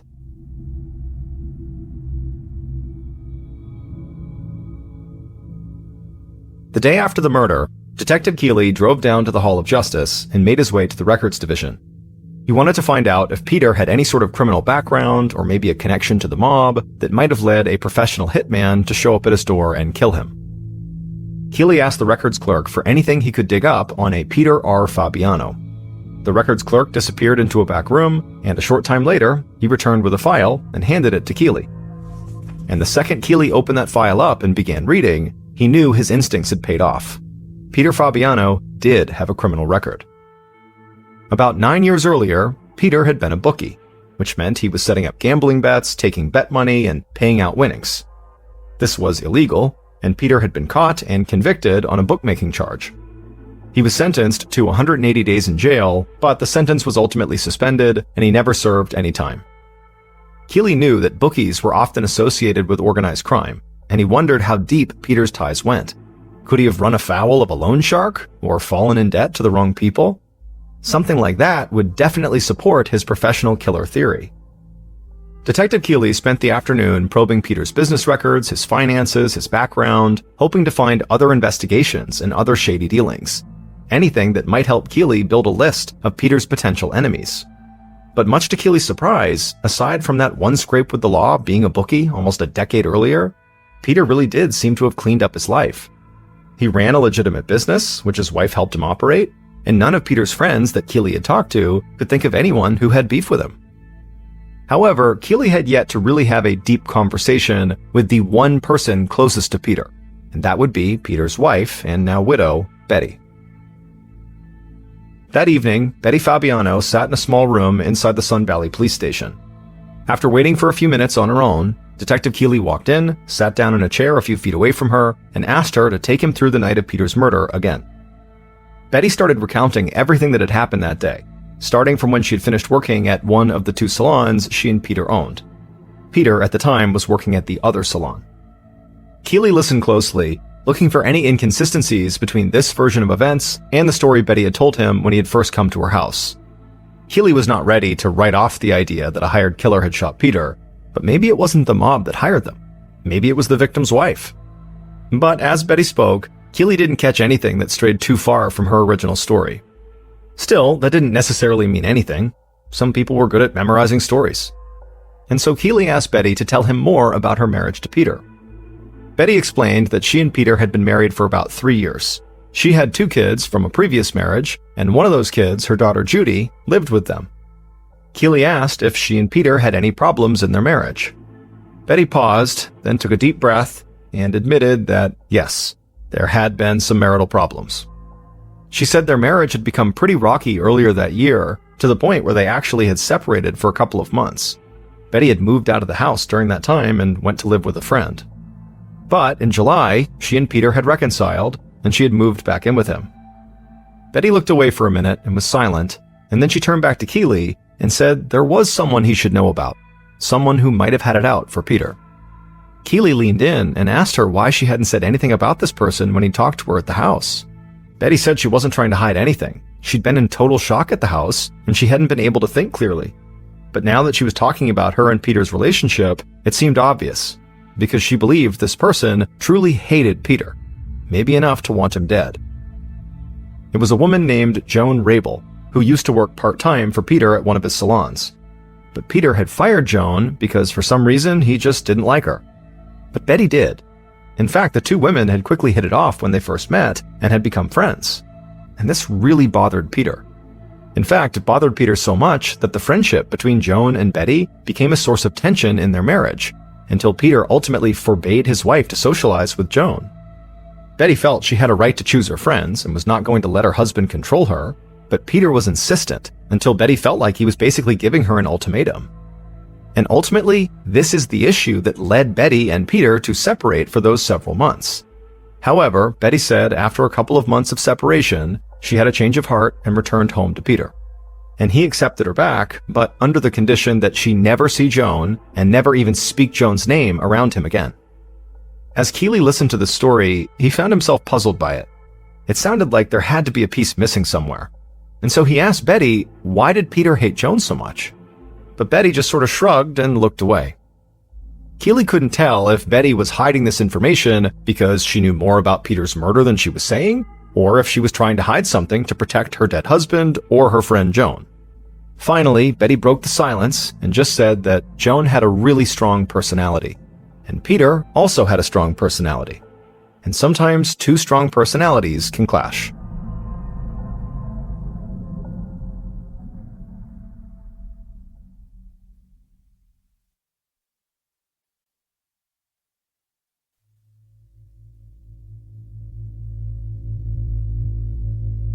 The next morning, 2 days after Peter's murder, Keely and his partner decided to pay Joan a surprise visit. They drove to Joan's house in Hollywood, on the other side of the hill, and knocked on her front door. The door swung open and Joan appeared, and as the detectives flashed their badges and said they were there to talk to her about Peter Fabiano, they watched Joan closely to see how she would react, whether she'd be nervous or surprised or something. But Joan just shook her head and looked down. She had already heard the news. How tragic, she said to the investigators. Keely agreed and said it was tragic, but also her name had come up as a potential suspect, so they needed her to accompany them down to the station and answer some questions. Joan matter-of-factly just said, okay, and asked them to hold on a minute while she got her coat. And as she did that, the investigators shared a look, because honestly, this seemed really strange to them. In almost every homicide case they had ever worked, when somebody was told they were a potential suspect, they got scared or angry or had some kind of strong reaction. Neither of the cops had ever seen someone act so unaffected by this kind of news. They followed Joan inside the house and kept an eye on her while she grabbed her coat and her purse. And she remained totally calm and cooperative when the detectives walked her to their car and drove her back to the valley to police headquarters. As soon as Joan was sitting down inside of the interview room across from Keely and his partner, she began to talk. Joan insisted that she had nothing to do with Peter's murder, She was not a violent person, she hated guns. In fact, she had never even touched a gun, not once in her whole life. And as Joan continued to talk, Keely began to notice her calm demeanor slip just a little. She didn't sound angry, she just sounded sort of surprised. She told the detectives she had no idea what they'd heard or who they'd heard it from, but she had no problem whatsoever with Peter Fabiano.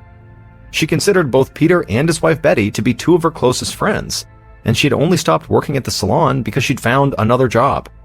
So, Joan suggested, whoever was pointing the finger at her, the police might want to take a closer look at them. Keely and his partner exchanged another brief glance. What Joan was saying was a complete contradiction to what Betty had said. Keely's partner asked Joan if she had an alibi for the night of the murder. She told them she did. She said she had been home all night by herself, but her car had been parked in the front of her house in her driveway, and she was sure one of her neighbors could confirm that. After speaking to Joan for a bit longer, Keely had his suspicions, but he had no legal reason to hold Joan, so he gave her a ride back to her house. And after Joan went inside and closed the door behind her, Keely began knocking on her neighbors' doors. And several of them did confirm what Joan told detectives. On the night Peter died, Joan's car never left her driveway. And considering that her house was 12.5 miles away from the Fabiano house, it did seem likely if she was involved somehow in the murder that she would have had to drive there. Keely returned to the station, went right to his desk, and shook his head in frustration. Less than 2 days into this investigation, and he felt as though the case was already reaching a dead end. Beyond Peter's brief stint as a bookie, nothing had come up that showed he still had ties to organized crime, or that he owed money to anybody. Betty and Joan had told him wildly different stories about Joan's relationship with Peter, so he figured one of them had to be lying. But the lie didn't have to mean they were connected to the murder. The lie could be for some personal reason. And at this point, there was no clear evidence pointing to either of the women. Keely definitely couldn't rule them out, but he also couldn't really pursue either of them unless some new piece of information surfaced. So Keely picked up his case file and began scouring the dozen or so pages he'd put together so far, looking for anything he might have missed. But after an hour of studying the facts of the case, he put down the file and felt no closer to an answer. Keely's nearly perfect homicide clearance rate, which was a great source of professional pride to him, seemed like it was about to take a hit.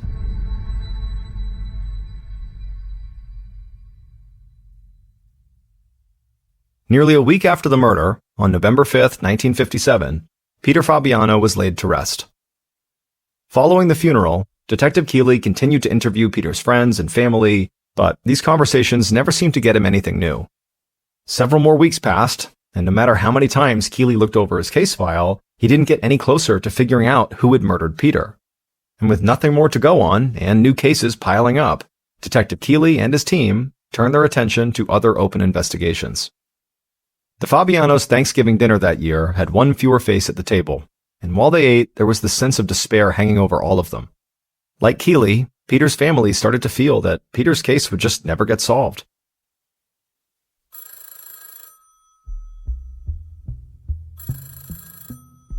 But on a day not long after Thanksgiving, in early December, the telephone rang at the Sun Valley Police Department. A muffled voice on the other end of the line told the dispatcher they had a tip in the Peter Fabiano case. The caller said that if investigators went to Bullock's department store in downtown Los Angeles and visited the area with the rented storage lockers, they would find a .38 caliber Smith & Wesson revolver. This was the gun that was used to kill Peter Fabiano. The caller then provided a locker number and then hung up without giving their name. The dispatcher took down the information and quickly passed it along to Detective Keely. Keely was skeptical that this tip would lead anywhere. Whenever a case was all over the news like this one, he usually got at least one call from somebody just looking for attention. Rarely was a vital piece of information just handed to him. It's never that easy. But Keely was a diligent investigator who followed up on basically every single lead. And so far, the Fabiano case had offered very few. So this was something worth looking into. So Keely and his partner drove to downtown Los Angeles, entered the Bullock's department store, and had the locker attendant open up the locker the tipster had indicated. And when Keely looked inside that locker, he couldn't hide his excitement because there inside of it was in fact a .38 caliber Smith & Wesson revolver. Keely asked the locker attendant whose name the locker had been rented under. The attendant opened a registration book, and when she read the name to Keeley, Keeley had never heard of them before. Keeley put the revolver into an evidence bag and drove it back to the station. He knew he would need to figure out where the gun came from, who the gun was registered to, and if the gun had ever been reported stolen. He also knew there was a good chance the locker had been rented under a false name, but he hoped the gun would still lead him to Peter's killer. So he called the state police and gave them the serial number of this gun. And within minutes, Keeley learned that the gun had been purchased on September 21st of that year, the month before the murder, from a gun shop in Pasadena, about 15 miles away. And the buyer of the gun was the very same person who rented the storage locker where the gun was found. This person had not used a fake name to get the gun or the locker. So Keeley could easily track them down, and he was now almost positive this person killed Peter. That evening, after obtaining a warrant, Detective Keeley and his partner arrested the person who had bought the gun and stored it in the locker. The detectives brought this person to the station and sat them down in the interrogation room, and as soon as the interview began, this person openly admitted to shooting Peter Fabiano. And they would tell investigators the entire story right from the very beginning all the way up to the aftermath of the killing. And once Keeley and his partner had all these details, all the pieces began falling into place. And everything that might have confused Keeley early on now suddenly made perfect sense.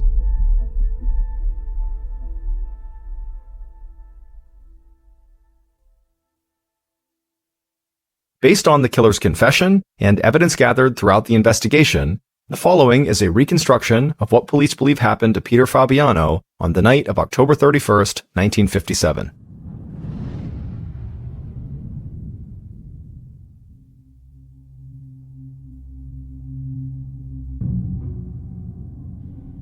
At around 9 p.m. that night, the killer, wearing face makeup and baggy clothes, sat in a parked car a few houses down from Peter's, and just watched and waited. Just after 11 p.m., so after sitting in the parked car for 2 straight hours, the killer saw the bedroom lights in the Fabiano house go off. At this point, the killer slipped a mask over their face and red gloves over their hands, and then climbed out of the car and began walking toward the Fabiano's front door, carrying a brown paper bag with a .38 caliber revolver hidden inside of it. The killer rang the doorbell, and as soon as they did, they began to shake, knowing they were about to commit a crime that could land them in the gas chamber. They tried to calm their nerves by reassuring themselves that this was the perfect crime and there was no way they'd get caught. They repeated this in their head as they rang the doorbell again and called out "Trick or treat" in a loud, booming, unnatural voice. Peter opened the door, looked at the killer in their ill-fitting clothes and paper mask, and laughed. "It's a little late for this, don't you think?" he asked. All the killer could think to say was "no," as Peter looked down into his bucket and began fishing for candy. With Peter's attention distracted for just a moment, the killer began raising the gun, which was still concealed inside the paper bag. But as they did, their hands began to tremble violently, so they reached over with their other hand to keep themselves steady, and then continued lifting the gun with both hands. And once it was aimed squarely at Peter's chest, they fired a single shot. The bullet blew a hole through the paper bag and slammed into Peter's chest, the round settling just below his heart. Peter looked up at the killer in horror and then clutched his chest as he fell to the ground. The killer immediately turned around, cut across the yard, and ran back to the car. When they got into the passenger seat, they were shaking and on the verge of tears. They couldn't believe they had just killed a man. But the killer then felt a hand on their shoulder. They turned to the driver's seat and saw the woman they loved had a smile on her face. The woman told the killer they had done everything just right. Then she hit the gas and sped away from the neighborhood.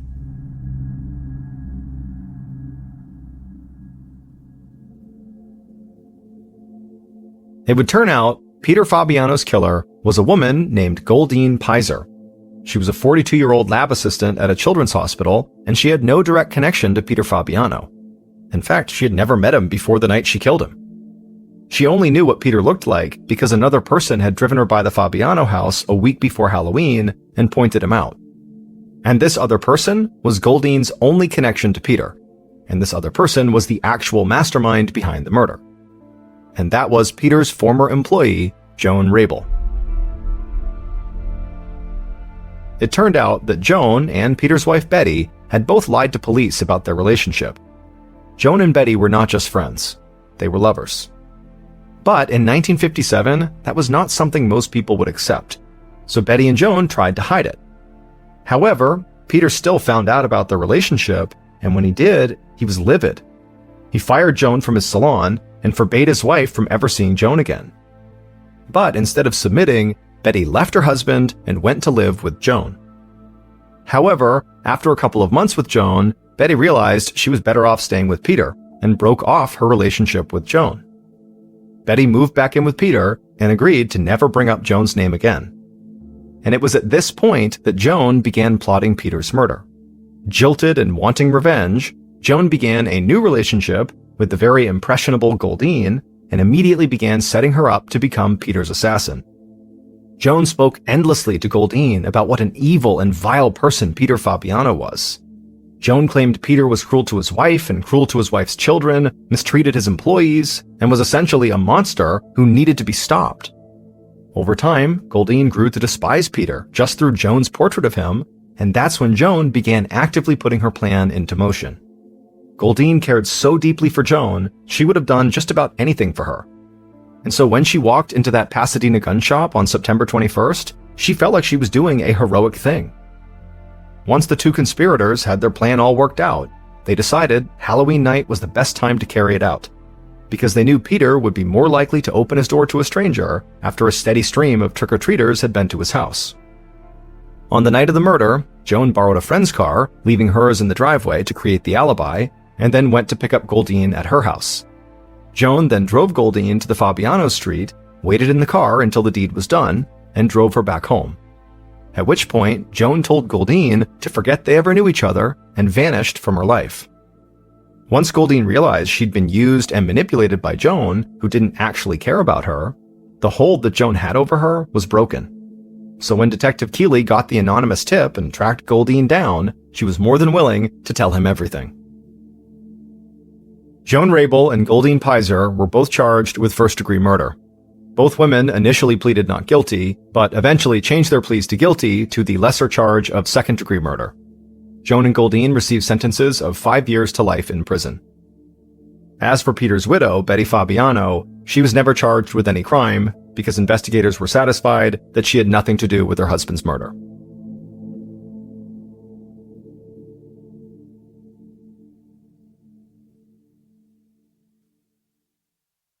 A quick note about our stories. They are all based on true events, but we sometimes use pseudonyms to protect the people involved, and some details are fictionalized for dramatic purposes.